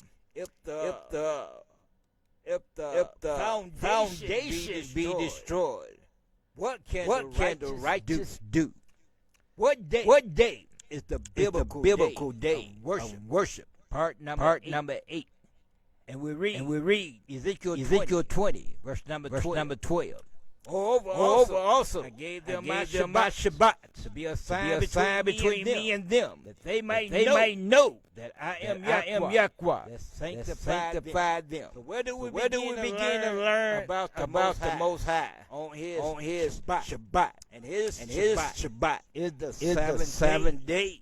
My brothers, my sisters. Let's see if we can run and get a little bit of information about how they came up with this first day of the week worship service. Let's run to an article. Some historical document. And this is entitled Roman Catholic and Protestants Confession about Sunday. And it reads, the vast majority of Christian churches today teach the observance of Sunday, the first day of the week, as a time for rest and worship. Let me reread that. I get a little. I got these artificials. got these artificials in my mouth. My brother, my sister. So I'm trying to learn how to speak all over again. Roman Catholic and Protestant confession about Sunday. The vast majority of Christian churches today teach the observance of Sunday, the first day of the week, as a time for rest and worship. Yet it is generally known and freely admitted that the early Christians observed the seventh day as the Sabbath. How did this change come about? History reveals that it was decades after the death of the apostles that a political religious system repudiated the Sabbath of Scripture and substituted the observance of the first day of the week. The following quotations, all from Roman Catholic sources, freely acknowledge that there is no biblical authority for the observance of Sunday, the first day of the week. That it was the Roman Church that changed the Sabbath to the first day of the week. In the second portion of this booklet, a quotation from Protestants undoubtedly all of these noted clergymen, scholars, and writers keep Sunday. But they all frankly admit that there is no biblical authority for the first day of the week. So Yahweh say his Sabbath is a sign between him and Israel that we might know. So when we begin to learn about the Most High Yahweh, it's when we start to keep his Sabbath days. As we read, right? That if we keep his commandments, then he will give us his wisdom. Let's reread that. I'm butchering it all up. Let's go back and reread that. In Sirach, Ecclesiasticus, chapter 1, verse 26, and it reads, If thou desire wisdom, keep the commandments, and Yahweh shall give her unto thee. So if we want wisdom of the Most High Yahweh, we gotta be doing what he commanded us to do. Let's get a second witness. Go right to the book of Psalms, chapter 111. Psalms chapter 111 and peep at verse number 10.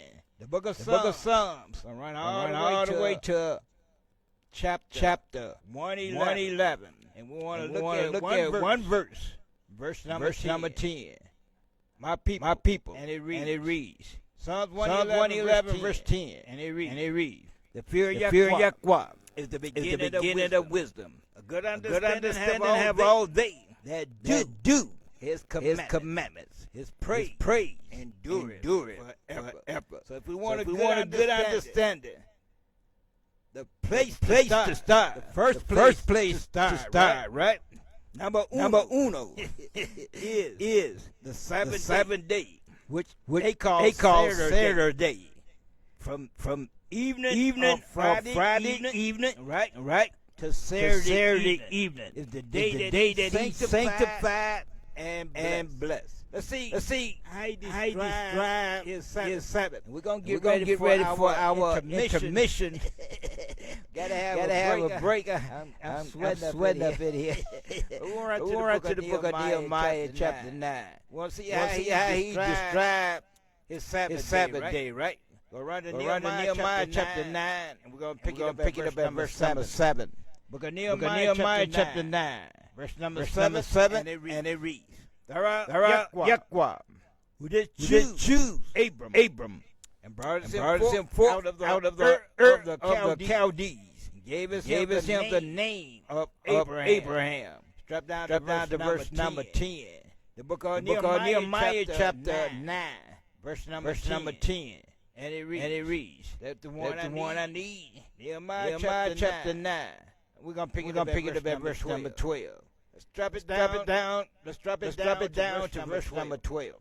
And it reads, Moreover, thou latest them in the day by cloudy pillar, and there's a night by a pillar of fire, to give them light and the way wherein they should go. Verse number 13. And it reads, Thou camest down also upon Mount Sinai, and spakest with them from heaven, and gaveth them right judgment, true laws, good statutes and commandments. Verse number 14. And made us known unto them thy righteous Sabbath, and commanded them precepts, statutes, and laws by the hand of Moses, thy servant. And we want to find out when did they come up with the first day. I mean, it's on the table. At the Sabbath day. Yahweh bless and sanctify the Sabbath day. In the beginning, right? But let's see when did they come up with this switcheroo. First day of the week for the seventh day of the week. Let me see if I can pull it out right quick. When did they come up with the switch root? Let me see if I can pull this out. I need to see if I can put this on the table. When did they come up with the switch root? Is this the one I need? I don't know if I can get it. Let me see if I can get it out of this historical document here. I believe I might be able to run into it somewhere around here. Let me see if I can run into it. Is this the one I need? I don't think so. Let me see if I can run back and grab the one I need. See if I can pull this out right quick. Give me a minute. My people. I want to see if I can pull this article out about when did this thing kick off. This first day, how was it instituted? Here go my article there, yeah. It's the one I need. Drop it down to where it says the evidence. We want the evidence, right? No biblical evidence for Sunday worship. That's what we want to start this at. None of these verses suggest that the apostles intended to stop observing the seven-day Sabbath and begin worshiping on Sunday. There's clearly no New Covenant, New Testament evidence for a change of the Sabbath. Saturday, 7 day, the seventh day of the week to Sunday, the first day of the week. The change came after the days of Yahweh the Hamashiach, the anointed one. Well, you call sweet baby Jesus. and the apostles. So we must turn to history to see when and how this change came about. Evidence in history. The change from Sabbath observance to Sunday observance took place after the New Testament was completed. And all the apostles had died. History records that Christians eventually shifted from worship and resting on the 7 days to the first day of the week. A history of the problem shows that in some places it was really only after some centuries that the Sabbath rest really entirely abolished. And by that time, the practice of observing a bodily rest on the Sunday had taken its place. Our courts believers. Of course. Believers didn't stop observing the 7 days on a given weekend, and then suddenly began keeping Sunday as the Lord's day. Remember that statement now. The earliest authentic instance of Sunday observance by Christians occurred in Italy in the middle of the second century after the Hamashiach, Yahweh the Anointed One. For a long time after that, many Christians observed both days, while still others kept the 7 day Sabbath only. Constantine the Great changed the Sabbath to Sunday. On March 7, AD 321, Constantine the Great issued the first civil Sunday law, compelling all peoples in the Roman Empire, except farmers, to rest on Sunday. This with five other civil laws decreed by Constantine concerning Sunday. Set the legal precedent for all civil Sunday legislation from that time to the present. In the 4th century, the Council of Laodicea urged Christians to honor Sunday by abstaining from work that day, if at all possible. Prohibited them from abstaining from work on the Sabbath day. Let's go back to that other article that we was reading. Let me see if I can get back there. My brothers, my sisters, my peoples. I want to run back to that first article. It's a statement in there I want to reread. Statement in there that I want to reread.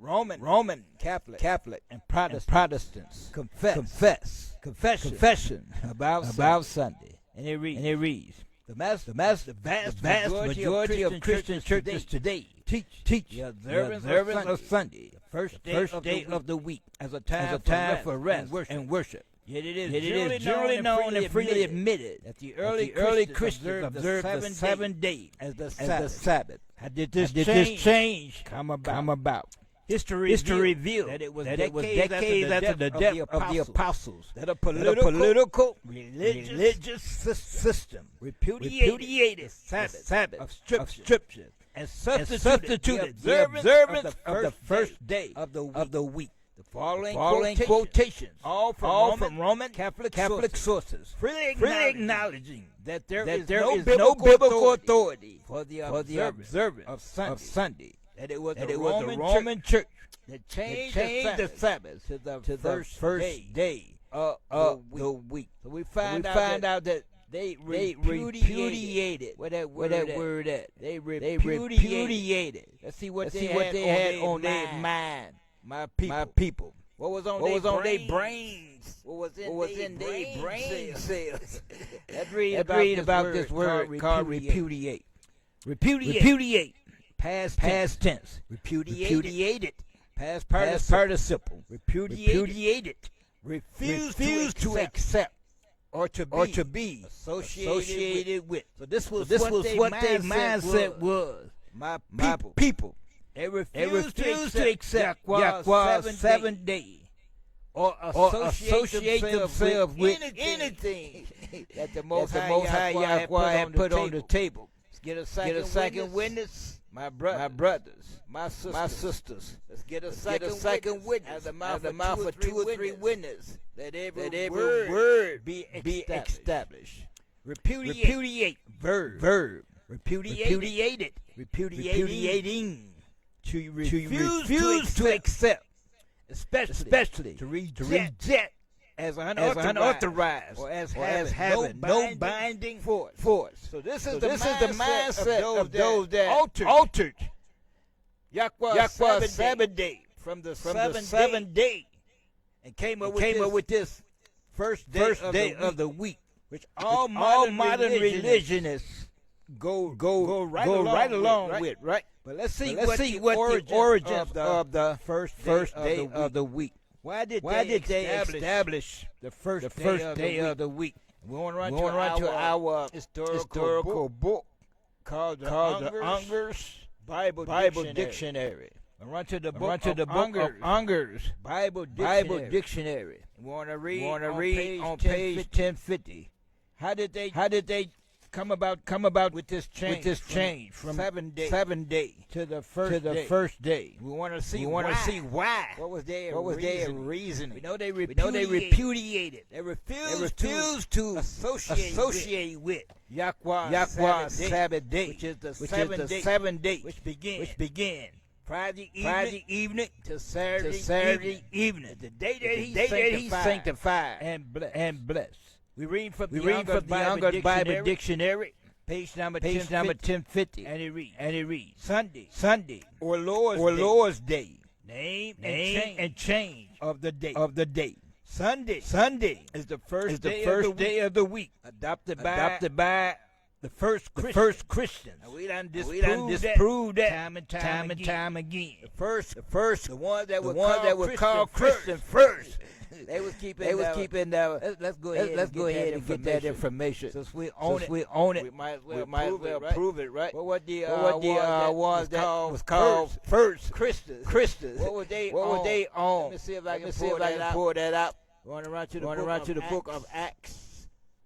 My people. We're run and grab the book of Acts, chapter 13. Go identify who they were, and what did they do?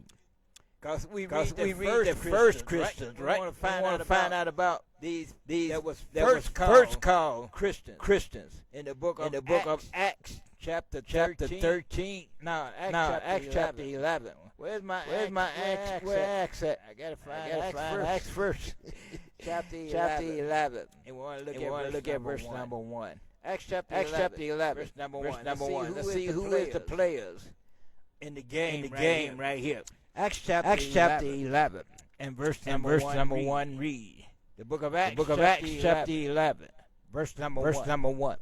The apostles and brethren that were in Judah heard that the Gentiles scattered Israelites and also received the word of Yahweh.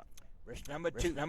And when Peter was come up to Judah, they that were of the circumcision contended with him. And we got Peter on the table, right? Right to verse number 26. Let's see what the first Christian. Let's see about these first Christians, right? And it reads.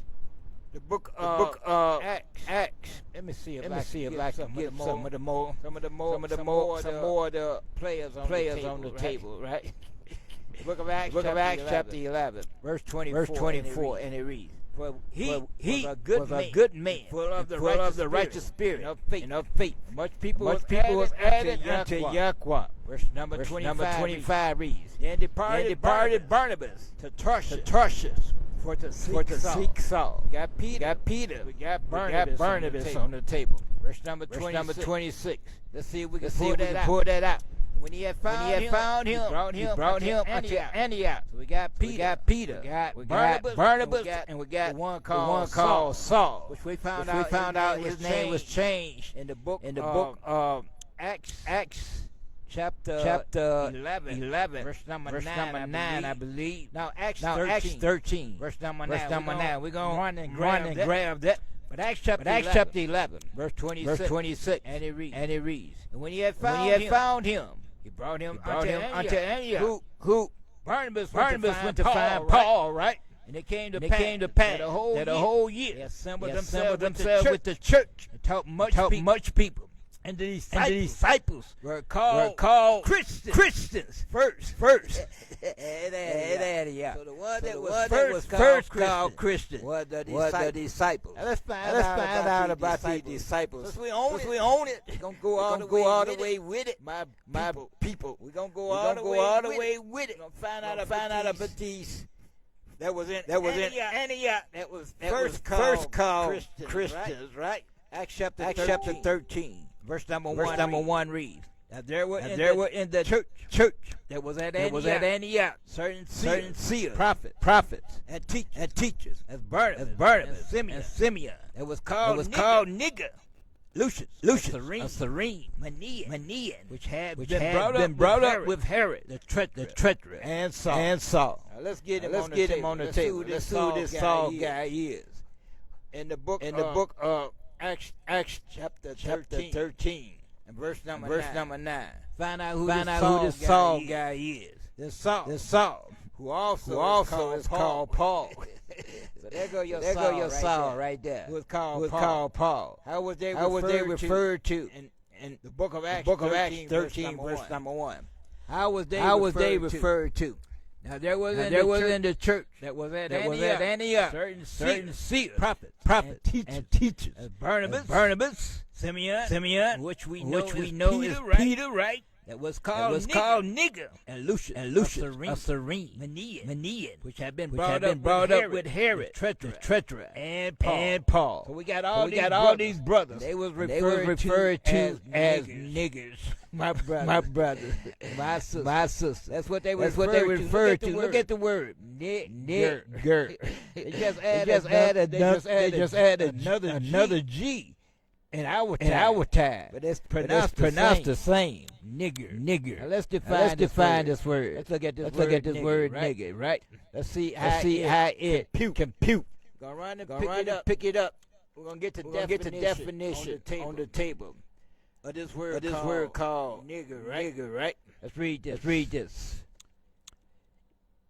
It is said that the word nigger come from Latin to mean black. So that's all the word mean. Black. The word nigger was only used in the 1800s when Europeans discovered the word nigger was used before the 1800s. During the time when they called Peter, Barnabas, Paul, them other brothers niggers. That was the first century. That was right after the death of the Hamashiach. The Latin nigger. It means black. Now let's look at the up-to-date word. Let's see if they mean the same thing. Let's go and find the up-to-date word they use today. Right when they took you off that ship. Hold on. It's a good place for me to read about these but not the Negroes. Right here. See if I got my book. Yeah. Where's my book? Nah. There you go. We want to read out of the Zondervan Compact Bible Dictionary. We want to look at this word before we even read the definition here. We're going to run to page 213 in the Zondervan Compact Bible Dictionary. We're going to look up ham, right? And it reads, the youngest son of Noah, born probably about 96 years before the flood, and one of the eight persons to live through the flood. He became the progenitor of the dog races, not the Negroes, but the Egyptians, Ethiopians, Libyans, and Canaanites. So they said that Ham was the progenitor, father of the dog races, but not the Negroes. Now you know who the Negroes is, right? Those are the ones that was on the auction block. that they was selling. And what would they say when they had them on the auction block? They would say nigga. N-I-G-E-R. Let's read this article. Negro. In the English language, the term Negro, or sometimes Negress, for female, is a term historically used to refer to people of black African heritage. Now Ham did claim the Negro, man. Y'all can stop that line. The term Negro means the color black. So the word Negro means black, just like the nigger. It means black. That's the way they spell it now. N-I-G-G-E-R. Back then they spell it with one G. Same word. Nigger. Apostles. The seer. And the prophets was called niggers. It was called black. That's what they was called. My brothers. My sisters. Let me see if we can get back to our scriptures. Acts chapter 13. Verse number 1. I know I said break time about 20 minutes ago, but I got caught up with these scriptures here. Acts chapter 13 verse 1. There were in the church that was at Antioch certain prophets and teachers. As Barnabas, Simeon, whose name is same as Peter, right? This guy called Simeon. Simon is the same as Peter. That was called nigger. and Lucian of Serene and Menian, which had been brought up with Herod, Tetrarch, and Paul. Let me read that again. And there was in the church that was at Antioch certain prophets and teachers as Barnabas, Peter that was called nigger, and Lucian of Cyrene and Menian, which had been brought up with Herod the Tetrarch and Paul. One more time. Now there was in the church that was at Antioch certain seers, prophets and teachers as Barnabas and Peter that was called black. That's what I was trying to get to. Let's see what they was on in the book of Acts 13, verse 13. Let's see that they after the death and resurrection of the Hamashiach, did they start keeping the first day of the week.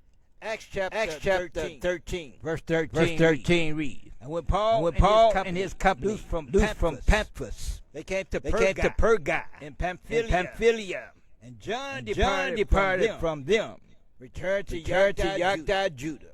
Verse number 14. But when they departed from Perga, they came to Antioch and Pisidia, and went into the church on the Sabbath day and sat down. Sabbath day is the seventh day. Friday evening, Saturday evening is the Sabbath of the Most High Yahweh. We read why they changed to the first day of the week. It was dedicated to the worship of the sun. In other words, my people. If you go to the worship service, the church house on Sunday, the first day of the week, by proxy, you are worshiping the sun. That's what you're doing. That's what it was dedicated for. You can't change that thing. Let's go and read that. We're coming back here. But I want to run to the book of Sirach, chapter 34. I want to run to the Apocrypha. I want to run to Ecclesiasticus, chapter 34, verse number 4. Can't change that. Sirach, Ecclesiasticus, chapter 34. And we want to look at verse number 4. And it reads. Ecclesiasticus chapter 34, verse number 4. Of an unclean thing. Sunday was dedicated to the worship of the sun. That's an unclean thing. My people. Of an unclean thing. What can be cleansed? And from that thing which is false.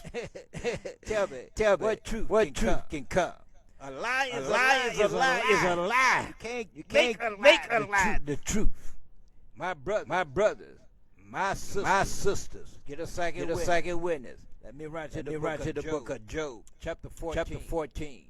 Let's see if we can pull out a second witness. Coming back to this Acts. But we want to follow the instructions, right? We want to go here a little, there a little. Out of mouth of two or three witnesses, that every word be established. I run to Job chapter 14. Book of Job chapter 14. I believe we want verse number 3. Book of Job 14. Verse number 4. Job 14. Verse 4. Who can bring a clean thing out of an unclean? And Sunday, the first day of the week, was dedicated to the worship of the sun. Not the worship of the Creator. It was dedicated to the worship of the sun. My people. That's what Sunday was dedicated for. Who can bring a clean thing out of an unclean? Not one. Let me follow up. I got a couple of more. We're going to run to the book of Ecclesiastes. The regular book, right? Chapter 1. I think we want verse number 15. Let me peep at this. See if I can lay my eyes on it. It's a statement in Ecclesiastes chapter 1. Verse 15. That which is crooked can't be made straight. My people. Sunday is crooked, and it can't be made straight. My people. That which is crooked cannot be made straight. And that which is wanting cannot be numbered. So that way Yahweh made crooked. Sunday is Sunday the first day of the week. He didn't sanctify or bless. The first day of the week. My brothers, my sisters, get another witness. Run to the book of Ecclesiasticus, chapter 7, verse number 13. And it reads, Ecclesiasticus 7, verse number 13. Consider the work of Yahweh, who can make that straight. He have made crooked. We read that the Roman Catholic and the Protestants, they wanted to confess, right? They said they changed the Sabbath day from the seventh day to the first day of the week. And let's find out about how Yahweh made those that altered the seventh day. They repudiated it. And they came up with Sunday, the first day of the week. And they dedicated it to the worship of the sun. So if you're going to church house to worship on Sunday, the first day of the week, my people, that was dedicated to the worship of the sun. I want to grab one more scripture. Let me see if I can run it down in the book of Job, chapter 25. Let me see what verse I want. Job chapter 25. Let's see how Yahweh made the people that changed the Sabbath day from the first day to the seventh day. Let me change that right quick. Now they changed the seventh day to Sunday, the first day of the week. Right? Let's see. We want Job 25. What verse I say? I get excited around here. Let me see. Job chapter 25. Let me see what that verse that I need out of Job right quick. And then I'm gonna go on this break and cool out for a minute. Give me a sip of this H2O and come back at you for the close. Once again, I will be endeavoring to bring forth biblical historical information from the Bible, from historical books and records. The name of the broadcast is Let Your Light Shine. Let Your light shine. Title of the teaching today is What day is the biblical day of worship? I'm Brother Yagda Israel, from the fourth son of Jacob, whose name was changed to Israel, right? I could be contacted by phone 331 312 4022 for all questions, for all comments. I can be contacted once again by phone 331 312 4022. Can also be contacted by my email at yhdsrael@gmail.com. Once again, I can also be contacted by email at yhdsrael@gmail.com. I want to send out a shalom to the brother that just signed up for the broadcast. Became a member.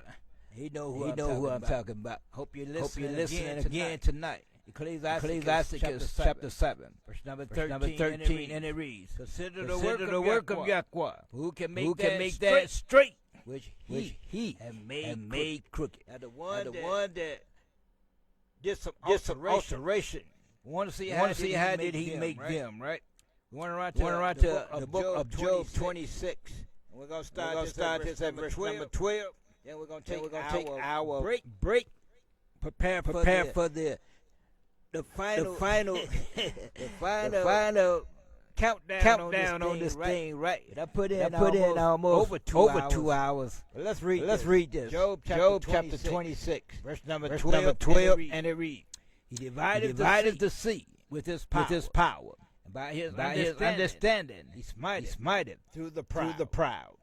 Verse number 13 reads, By his spirit, he has guarded the heavens. His hand had formed the crooked serpent. His hand formed the crooked serpent. So the crooked serpent can only come up with some crooked stuff. my brothers, my sisters. We're gonna take our little break, and we're gonna be back at you. Hallelujah. Yahweh.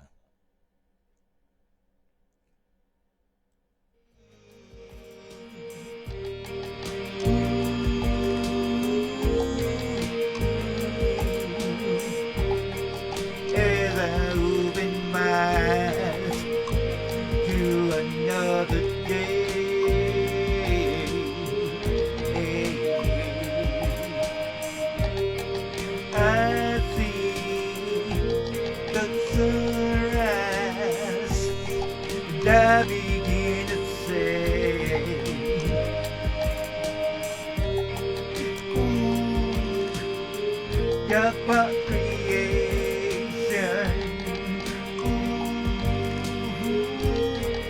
it's so amazing, so marvelous.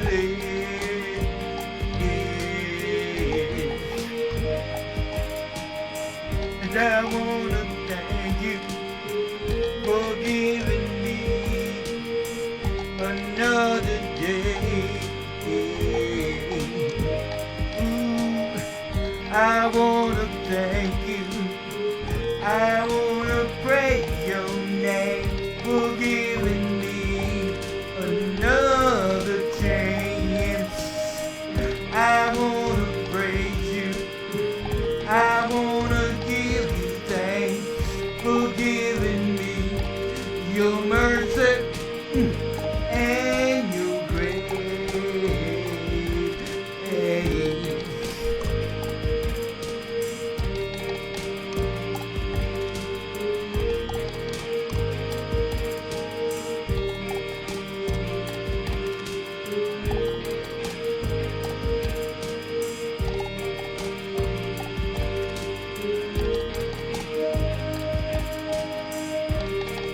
As I open my eyes to another day,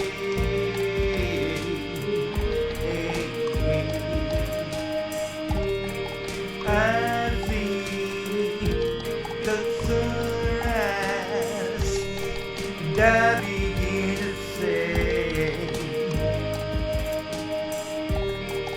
ooh, Yahweh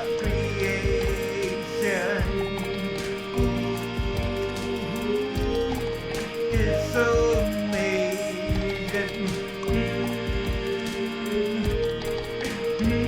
so marvelous.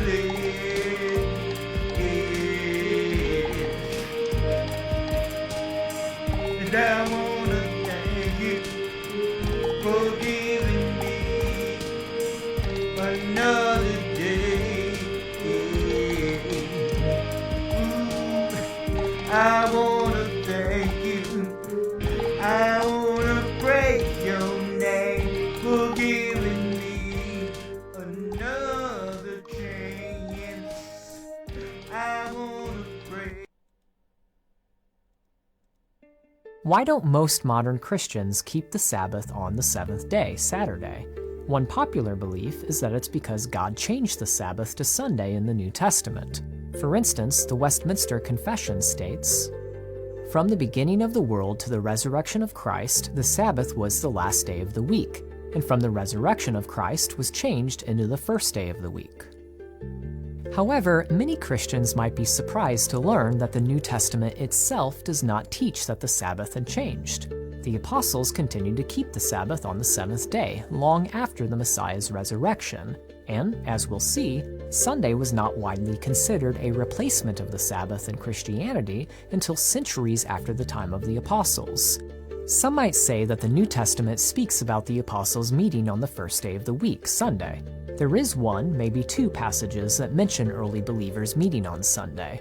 However, there is no indication that these were weekly meetings, let alone that the earliest Christians had any intention of changing the Sabbath. In fact, according to the book of Acts, the earliest Christians continued to observe the Sabbath on the seventh day.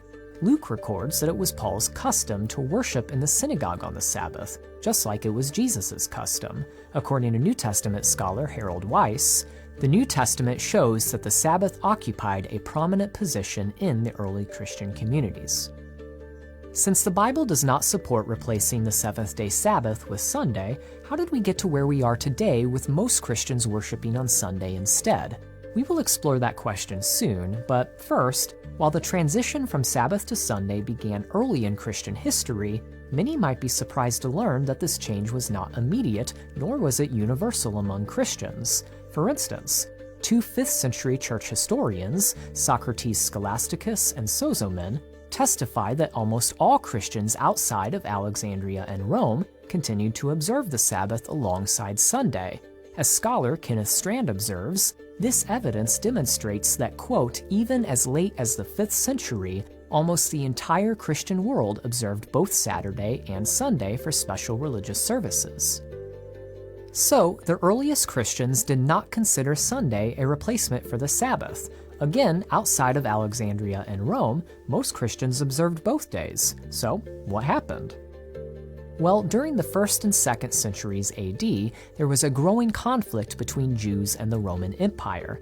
This conflict, quote, made it necessary for Christians to develop a new identity in order to avoid the repressive and punitive measures, fiscal, military, political, and literary, aimed at the Jews.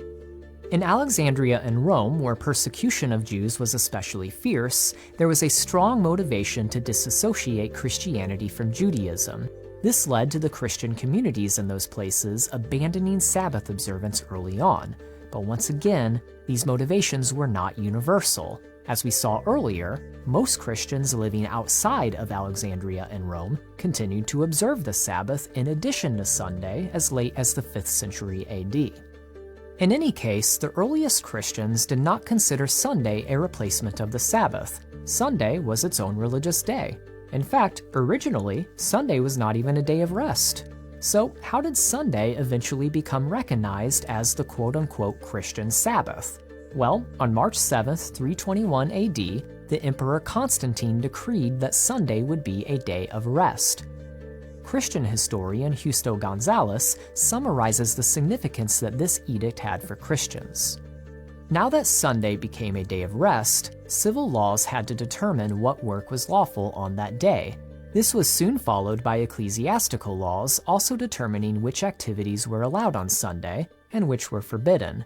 Under such circumstances, it is not surprising that Sunday was now connected with Sabbath rest and with the commandment ordering it. This was the great change introduced by Constantine's decree. It brought about a connection between Sunday and Sabbath rest that was not present in earlier Christian thought and devotion. In the long run, this would lead to discussions as to whether Sunday abolished the Sabbath, whether Christian worship should be on the Sabbath, and so on. Constantine's decree opened the door for later ecclesiastical authorities to discourage Sabbath observance and mandate Sunday observance exclusively. For instance, around 60 years after this decree, the Council of Laodicea's Canon 29 demanded, Christians must not Judaize by resting on the Sabbath, but must work on that day, rather honoring the Lord's Day, Sunday, and if they can, resting then as Christians. As time went on, church authorities increasingly disparaged Sabbath observance and promoted only Sunday observance, as Strand remarks. This process brought about a widespread conflict of Sunday with the seventh-day Sabbath, and eventually in medieval times this Sunday Sabbath came to displace the original Saturday Sabbath generally throughout Europe. After the Reformation, in English-speaking countries, Sunday not only replaced the Sabbath, but also even came to be called the Sabbath. Protestant Christian confessions, sermons, and literature from this period all affirm the Sabbath commandment, yet Sunday is what is meant. So the Sabbath was changed from Saturday to Sunday not by the scriptures, but by political edicts and church councils centuries after the time of the apostles. To be clear, there is nothing wrong with going to church on Sunday, or any other day for that matter. Historically, we know that Christians did hold religious services on Sunday.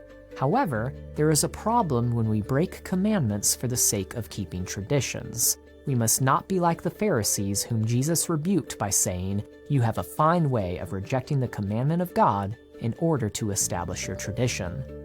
May we as Christians uphold the scriptures as our final authority. The fourth commandment says to honor the Sabbath. The seventh day, not the first day or any other day, is a holy day that God told us to keep. Let's obey the scriptures like the apostles did and remember the Sabbath. All right. There you have it. From the horse's mouth. My people. We wanna send a shout out from to a relative of mine. You know who he is. I wanted to just say, Yahweh be with you, and Yahweh bless you. Yeah. If you wanna communicate on this level, my phone number is area code 331-312-4022. If you want to talk Bible, I'm all game. Phone number. You have questions or comments. My contact phone number is 331-312-4022. Can also if you don't want to talk, drop me a line by email or send me a message through Facebook, whichever way you want to do it.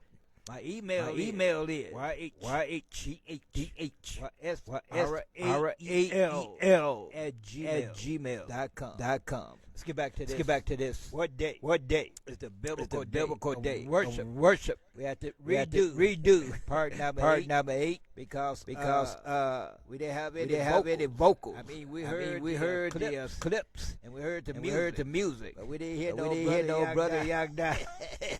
So we decided to repeat part number 8 of the title. What day is the biblical day of worship? Read this historical document. This early, and it reads. We changed the day of worship from Saturday to Sunday. The vast majority of mainstream Christians go to church on Sunday. Yet the Bible speaks of observing the seven-day Sabbath. We changed the Sabbath, and why? Though we did not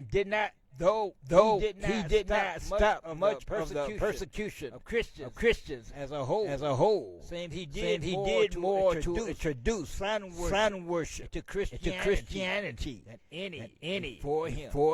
Historian Paul Johnson details some of this influence. Constantine was almost certainly a Mithrite. Meaning a sun worshiper. My brothers, my sisters. This word Mithrite is coming from the word called Baal. all the same thing. Sun worship. That's what the first day of the week was dedicated for. My people. Historian Paul Johnson details some of this influence. Constantine was almost certainly a Mithrite. And his triumphal ark built after his conversion testified to the sun god or unconquered sun. S-U-N. Constantine never abandoned sun worship. He kept the sun on his corns. He made Sunday into a day of rest, closing the law courts and forbidding all work except agricultural labor. A history of Christianity. 1976, page 67 and 68. So a royal decree to rest and worship on Sunday instead of Saturday was made by the Roman emperor a sun worshiper. No thanks to Constantine. Christians were celebrating on the same day the Mithrites worship the sun. This is a blatant example of pagan influence in your church.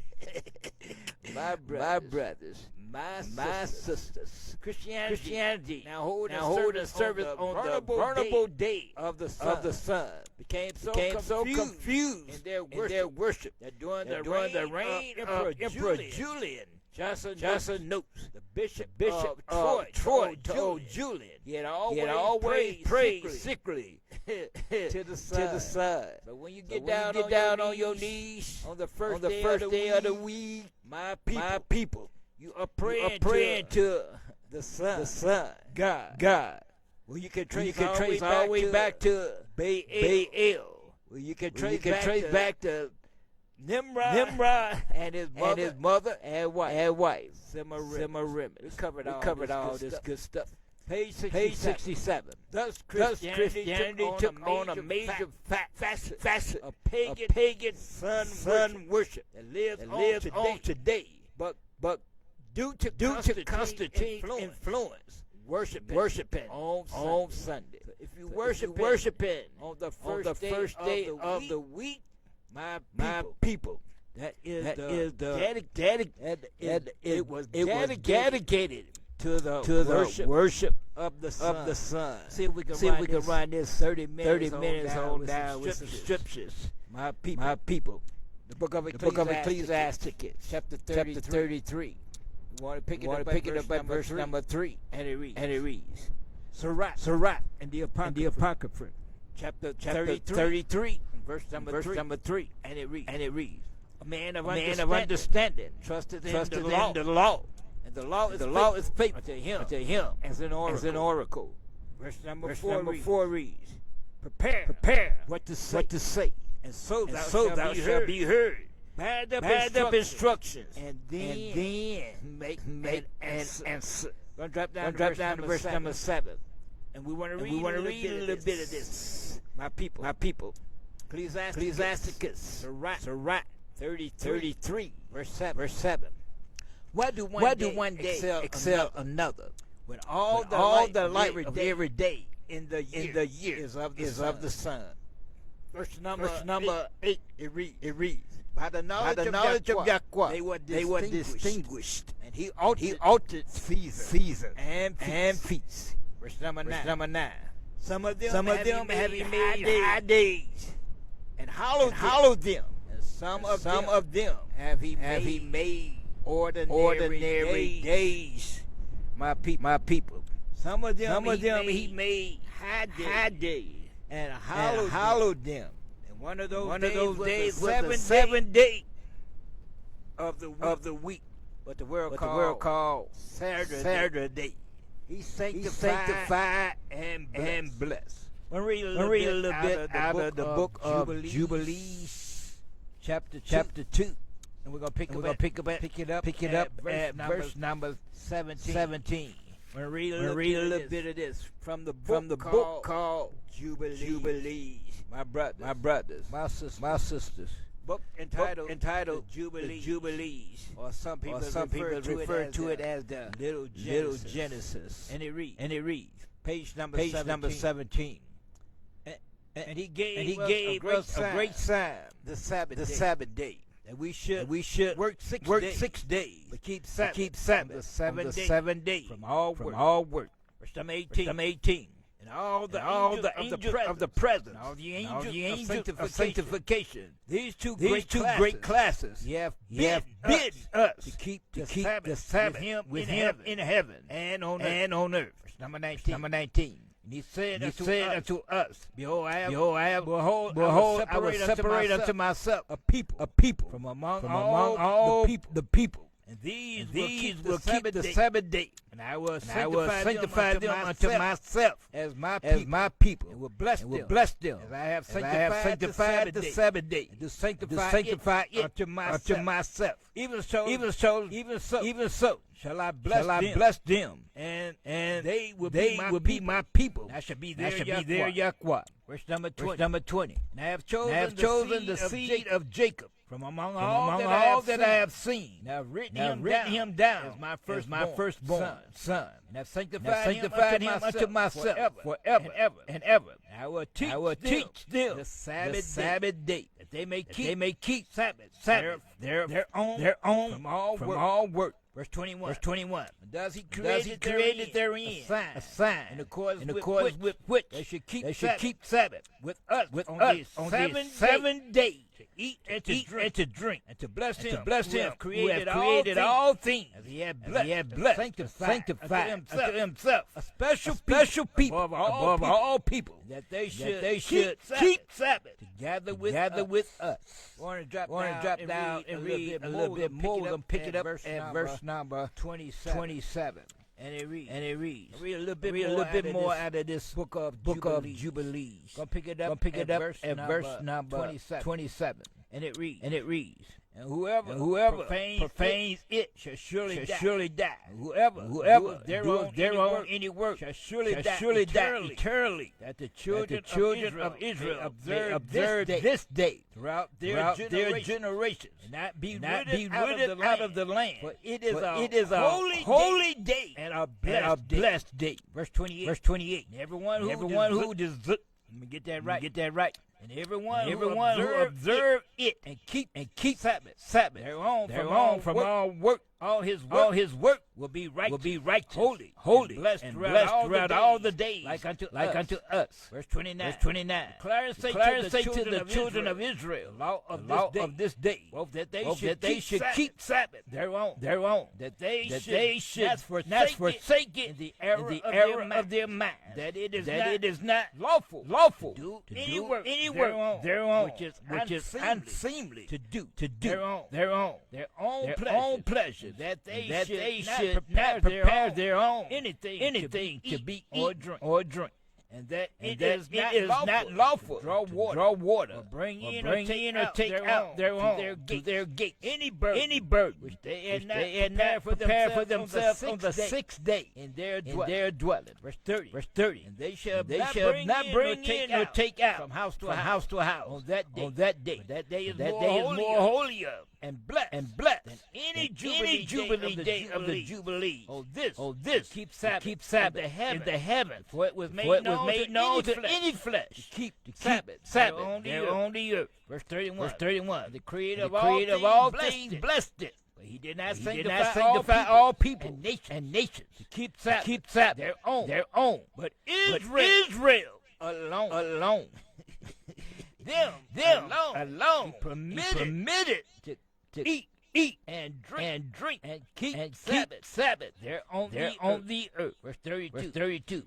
And the Creator of all things blessed this day, which he had created for a blessing and sanctification and glory above all days. Law and covenant was given to the children of Israel as a law forever unto their generation. So the day that he blessed, the day that he sanctified was the seventh day. My brothers, my sisters. That's the day that he blessed. We found out who blessed the first day of the week, Sunday, was Constantine in 321 A.D. He legally legislated the observance of the first day of the week because he was a fervent sun worshiper. That's what Sunday was dedicated for. My people, for the worship of the sun. So if you go to the church house, you go to worship on the first day of the week called Sunday. You are worshiping the sun. My people. Ecclesiasticus, Sirach 33. Verse number 9 reads. Some of them have he made high day and hollowed them. And some of them have he made ordinary days. So the Most High is Yahweh of the Sabbath day. The Sabbath day is the seventh day of the week. We're going to run to the book of Jeremiah.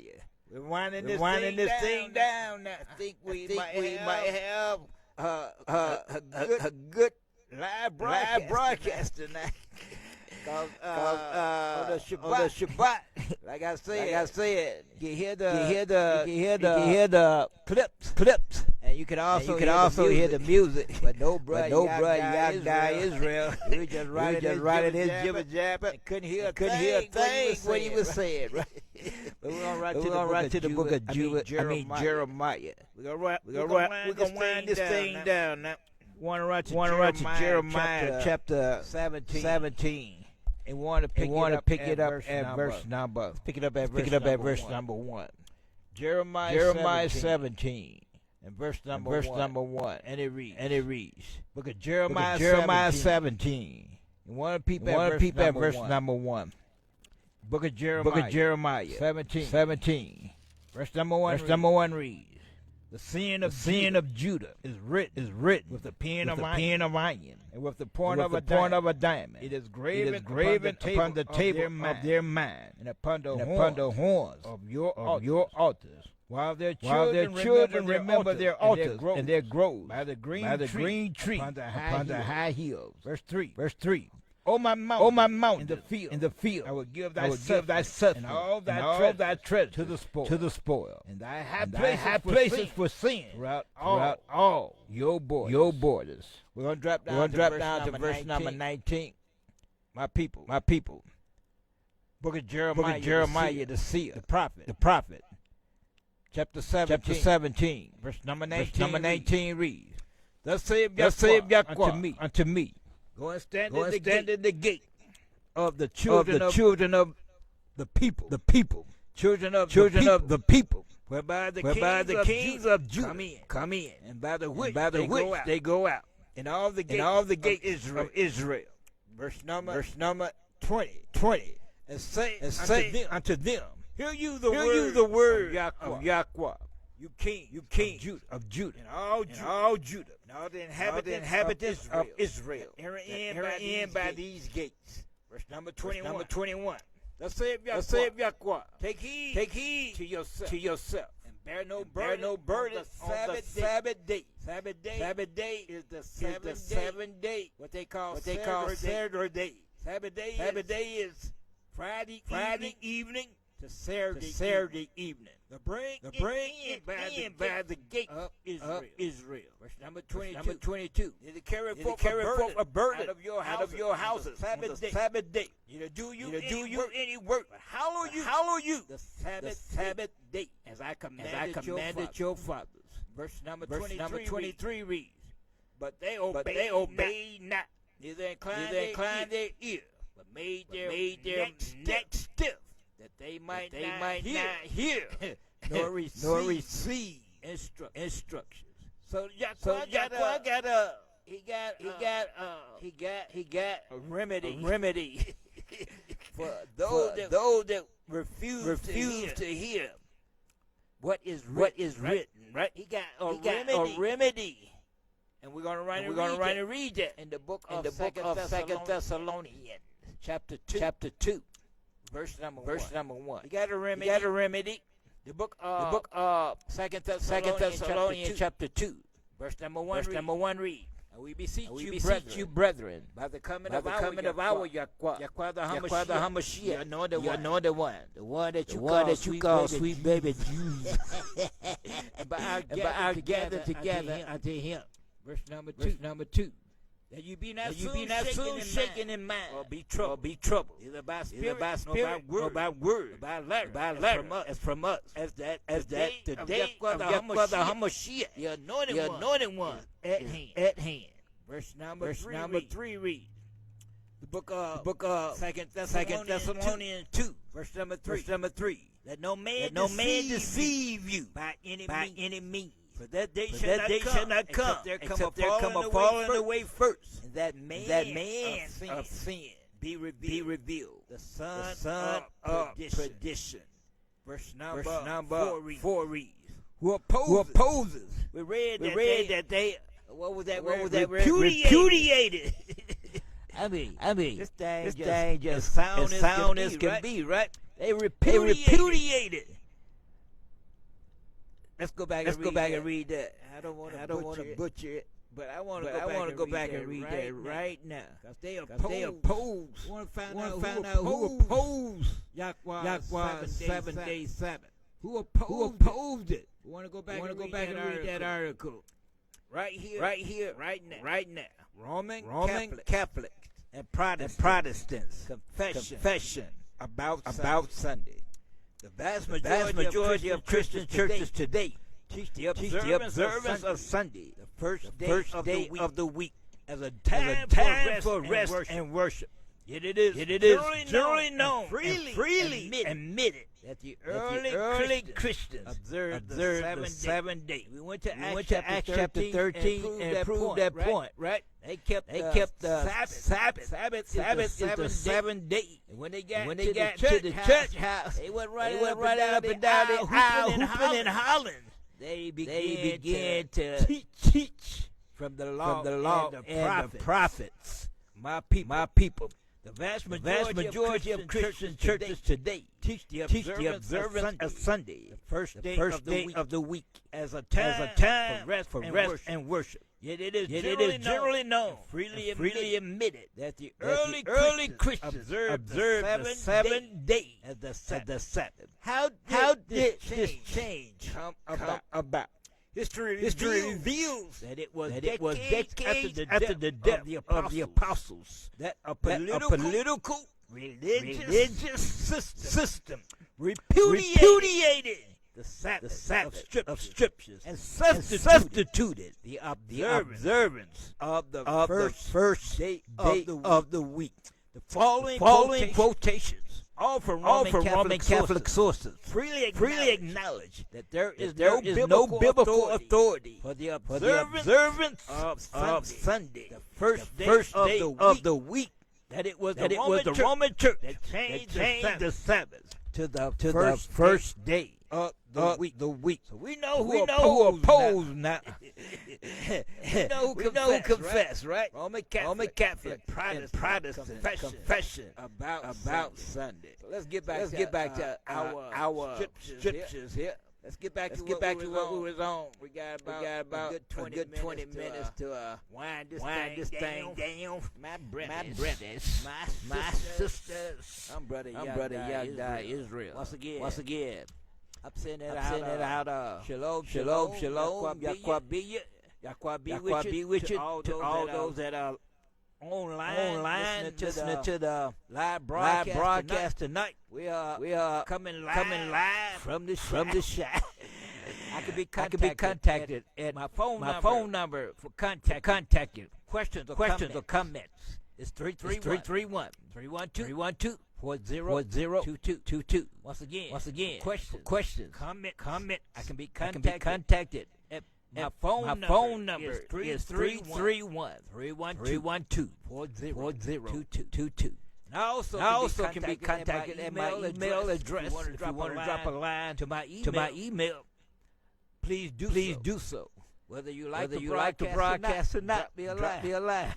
My email is YHDHYSRAEL@gmail.com. Once again, my email address is YHDHYSRAEL@gmail.com. Now let's get back to these scriptures. Let's close this thing on out.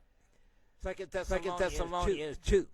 Verse number 4 reads, who opposes and exalted himself above all that is called Yahweh. We found out who repudiated, who opposes, refused to observe, right? Who opposes. Let's go back and read that definition. Since I let it come out of my mouth.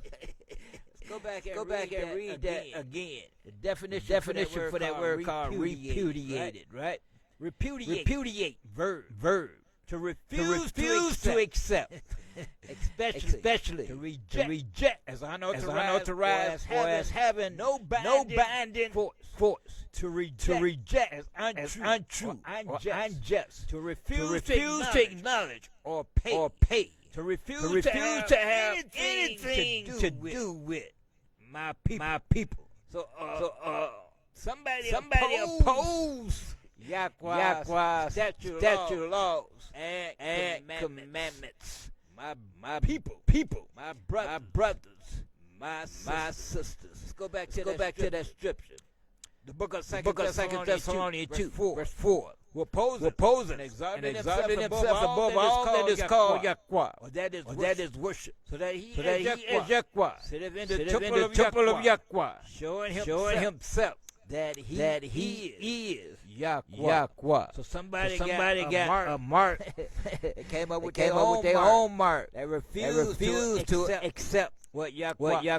Well, let me go. Let me rewind this thing.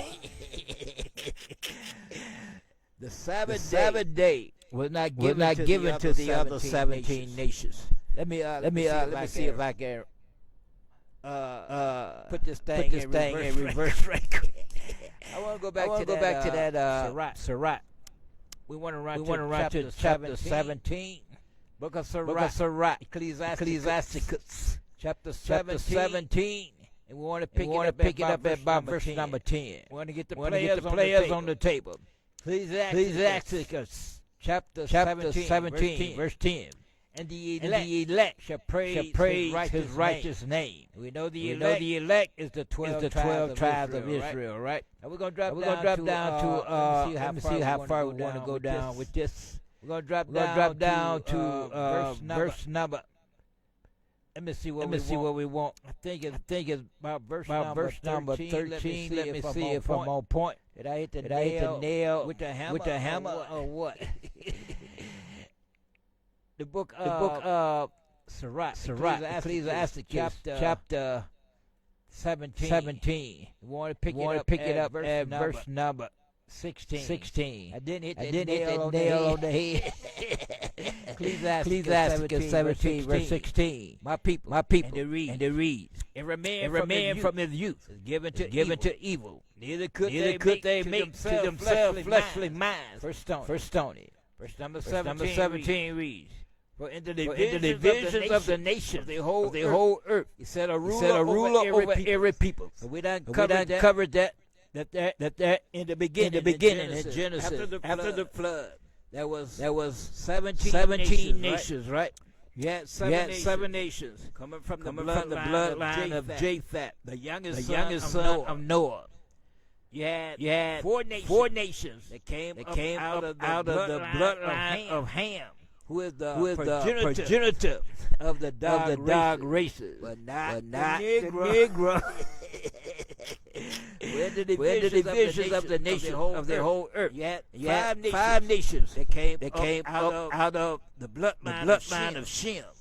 And you had two nations that came up last, which was Esau, Edomites, and Jacob, whose name was changed to Israel, meaning 18 nations. So in the divisions of the whole earth, the other 17 nations, right?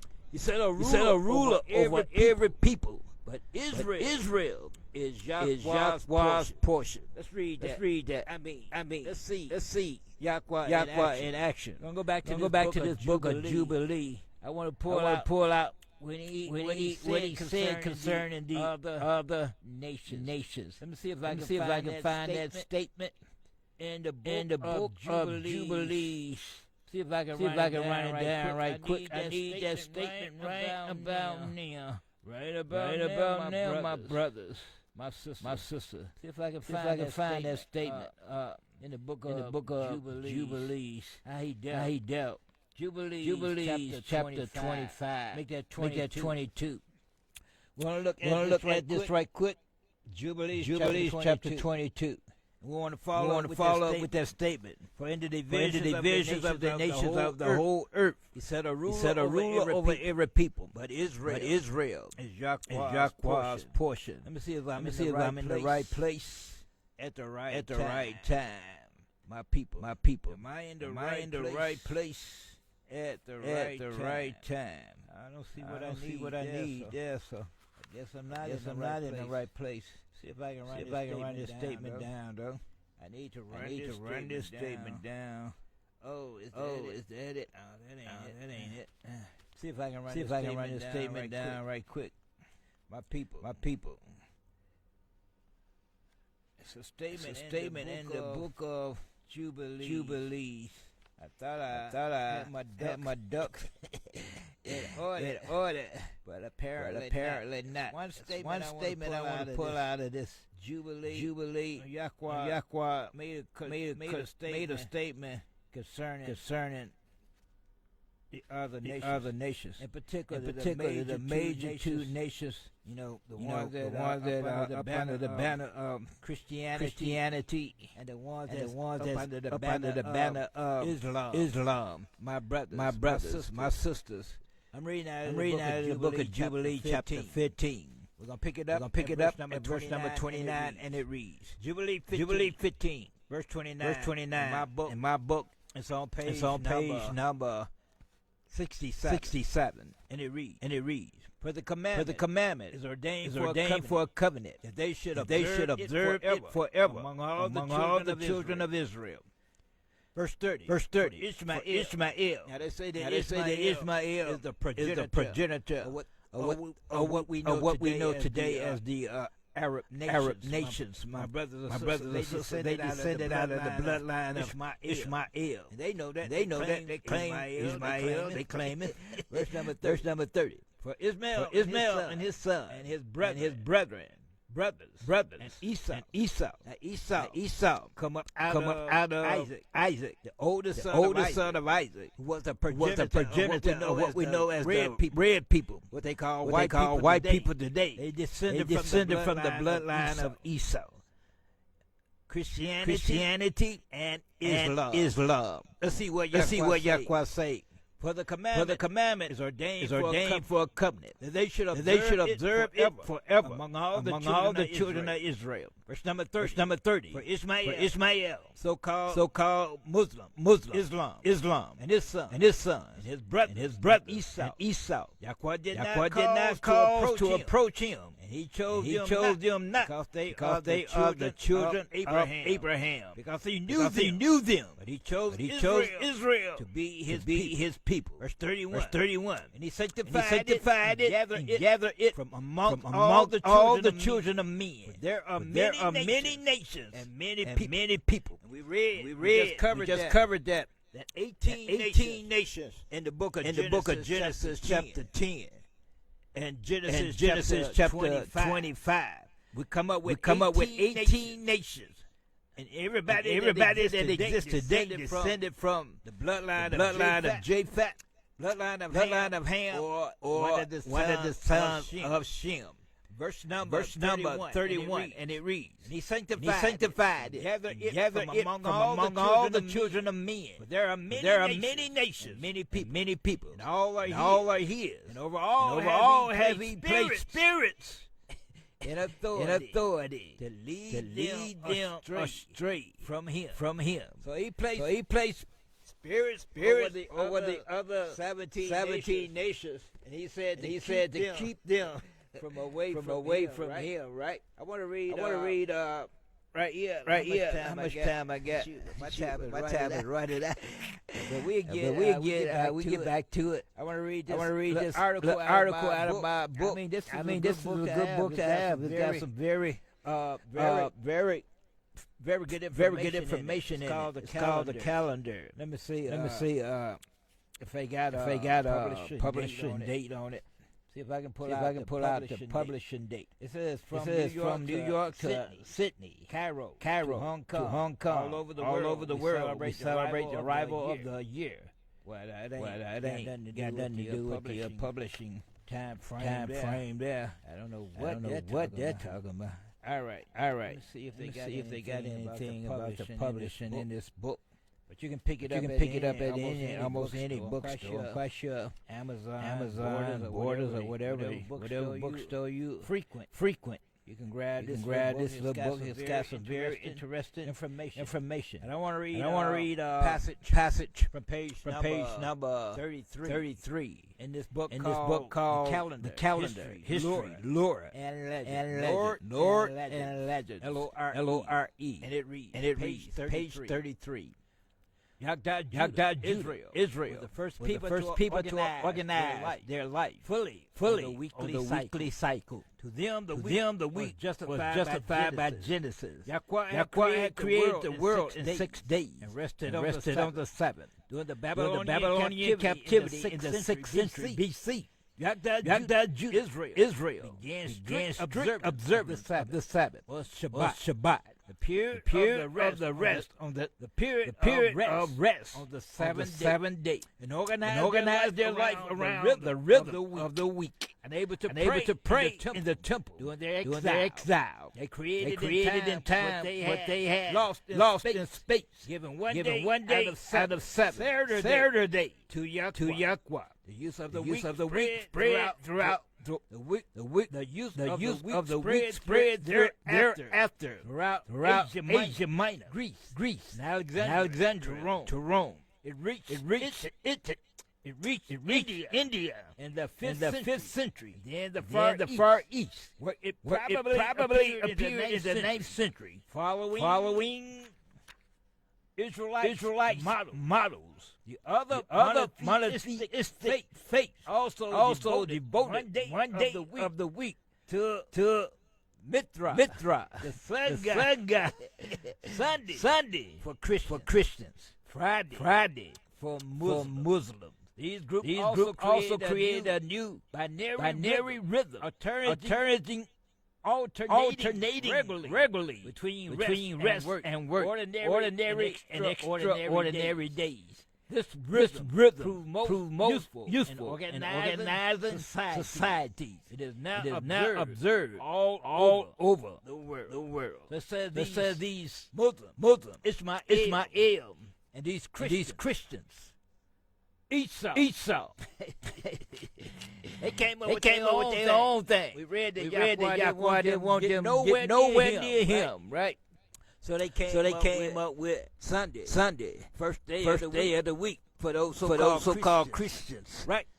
Coming up out of the Roman Catholic Church. Ecclesiastes 17. When the division of the nations of the whole earth, he said a ruler over every people, but Israel is Yahweh's portion. So the only one he cut out for himself was Israel. The other 17 nations, he set a ruler over them, right? To lead them away from him. Let me get this last scripture in, and we're going to get ready to conclude this thing. I hope this broadcast is important. We got all that we need on record, on film, right? On tape. That you can hear my voice and the voice of the other clips and the music. My brothers, my sisters. Let me finish this Thessalonian. Because we went and said, Yahweh got a solution for your problem, right? He got a solution to this thing. We're going to drop down to verse number 10. See what Yahweh's solution is. In the book of 2 Thessalonians 2. Verse number 10. And it reads, with all deceivableness and with all deceivableness of unrighteousness, and them that perish, because they receive not the love of the truth, that they might be saved. Verse number 11.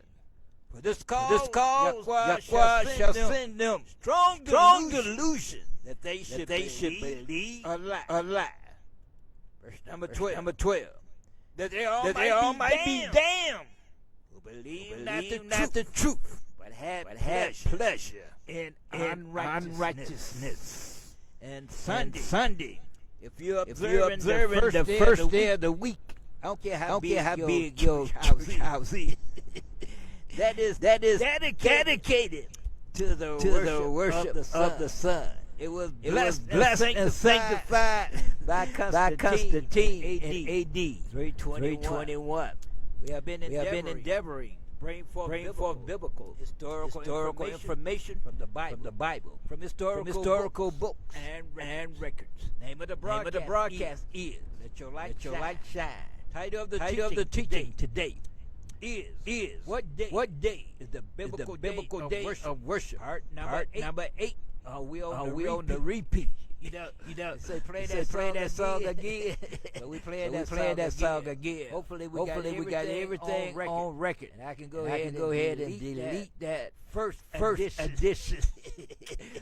by people.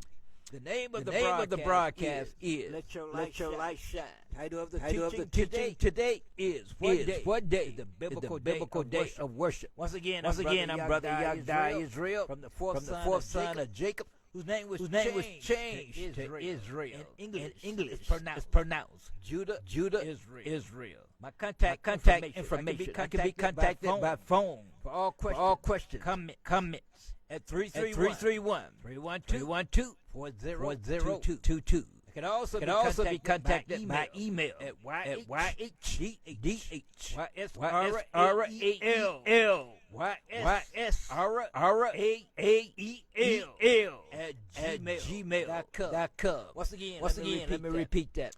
I can be contacted by phone for all questions, comments at 331-312-4022. Once again, my phone number that I can be contacted with question and comment is 331-312-4022. My email address ysrael@gmail.com.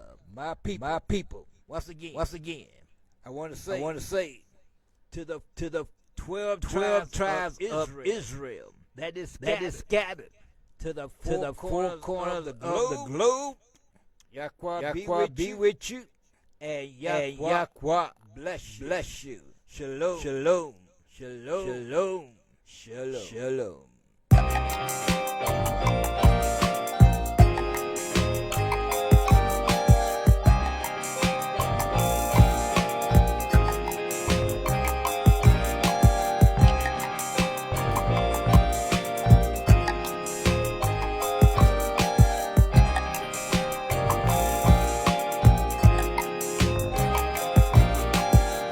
Don't be conformed to this world, but be transformed by the renewing of your mind. Don't be conformed to this world, but be transformed by the renewing of your mind. 1 John chapter 2, verse 15 to 17 say, love not the world, neither the things that are in the world. If any man, woman, boy, or girl, love the world, the love of your Father is not in them. All that's in the world, the lust of the flesh, the lust of the eye, and the pride of life,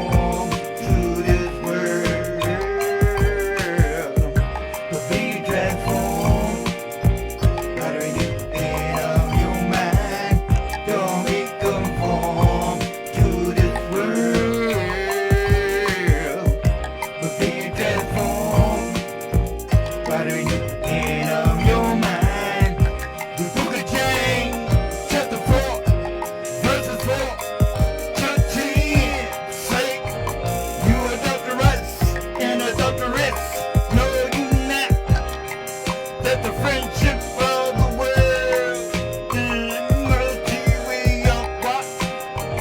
Whosoever therefore will be a friend of the world is the enemy of Yahweh.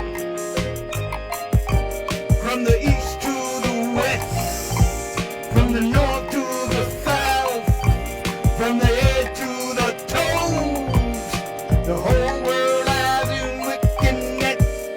Don't you know? Don't you know? Come up out of my people. Come up out of them alone. Come up out of my people. Come up out of them alone.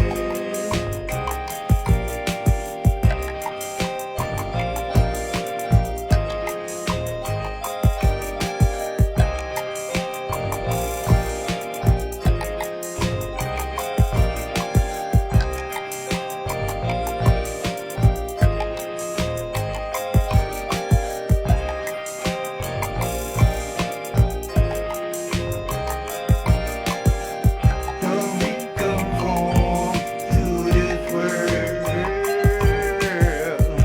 but be transformed by the renewing of your mind. Don't be conformed to this world, but be transformed by the renewing of your mind. Don't be conformed to this world,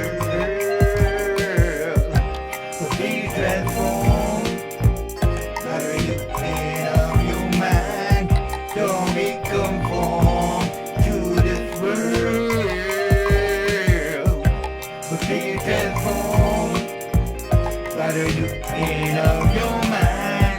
First John chapter 2, verse 15 to 17 say, love not the world, neither the things that are in the world. If any man, woman, boy, or girl, love the world, the love of your Father is not in them. All that's in the world, the lust of the flesh, the lust of the eye, and the pride of life is not of Yahweh the Father, but of the world, and the world passes away, but he or she that do the will of Yahweh the Father will abide forever. His will is a statute of laws and his commandments.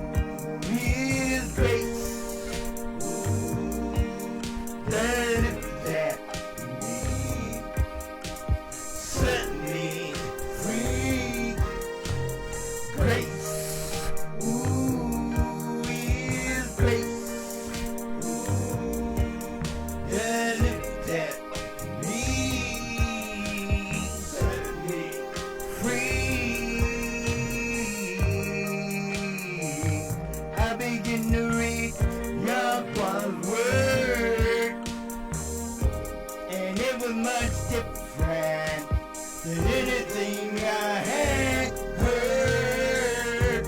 I fell down on my knees, cried out, Yahweh, forgive me, please, please, please. His love converted me, His mercy set me free, His grace gave me time, His word changed my mind.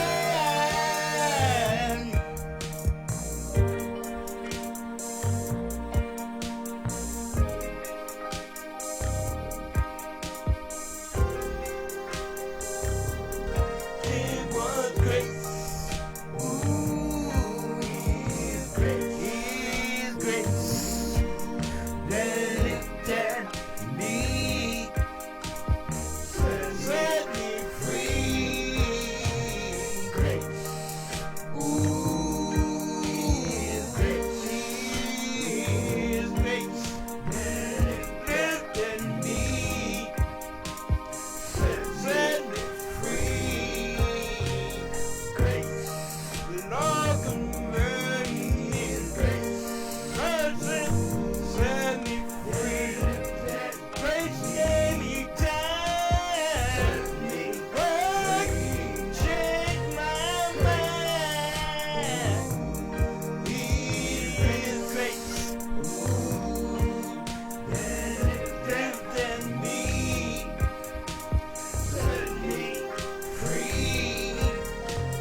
Grace, Lord convert me. Grace, mercy set me free. Grace gave me time. Work changed my mind. His grace, that lifted me, set me free.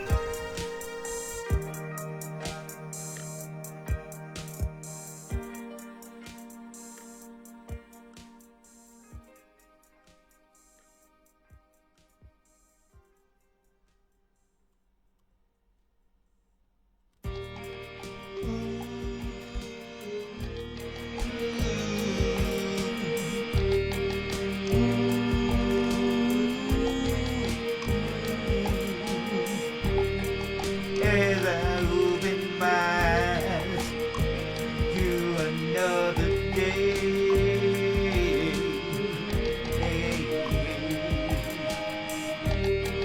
I see the sunrise,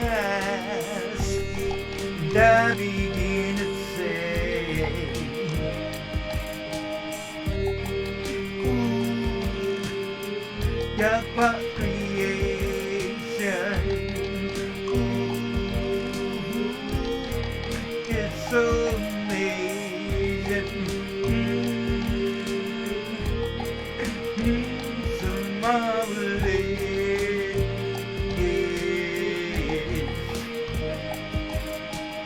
and I wanna thank you for giving me another day. Ooh, I wanna thank you. I wanna praise your name for giving me another chance. I wanna praise you. I wanna give you thanks for giving me your mercy and your grace.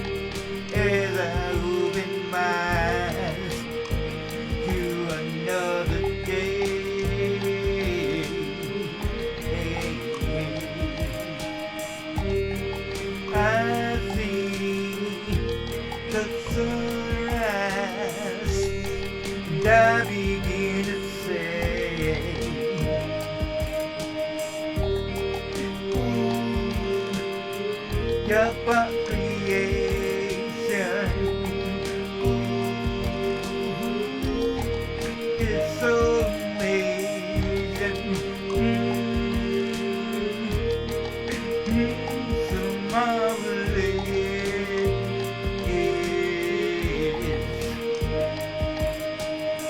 And I wanna thank you for giving me another day. I wanna thank you.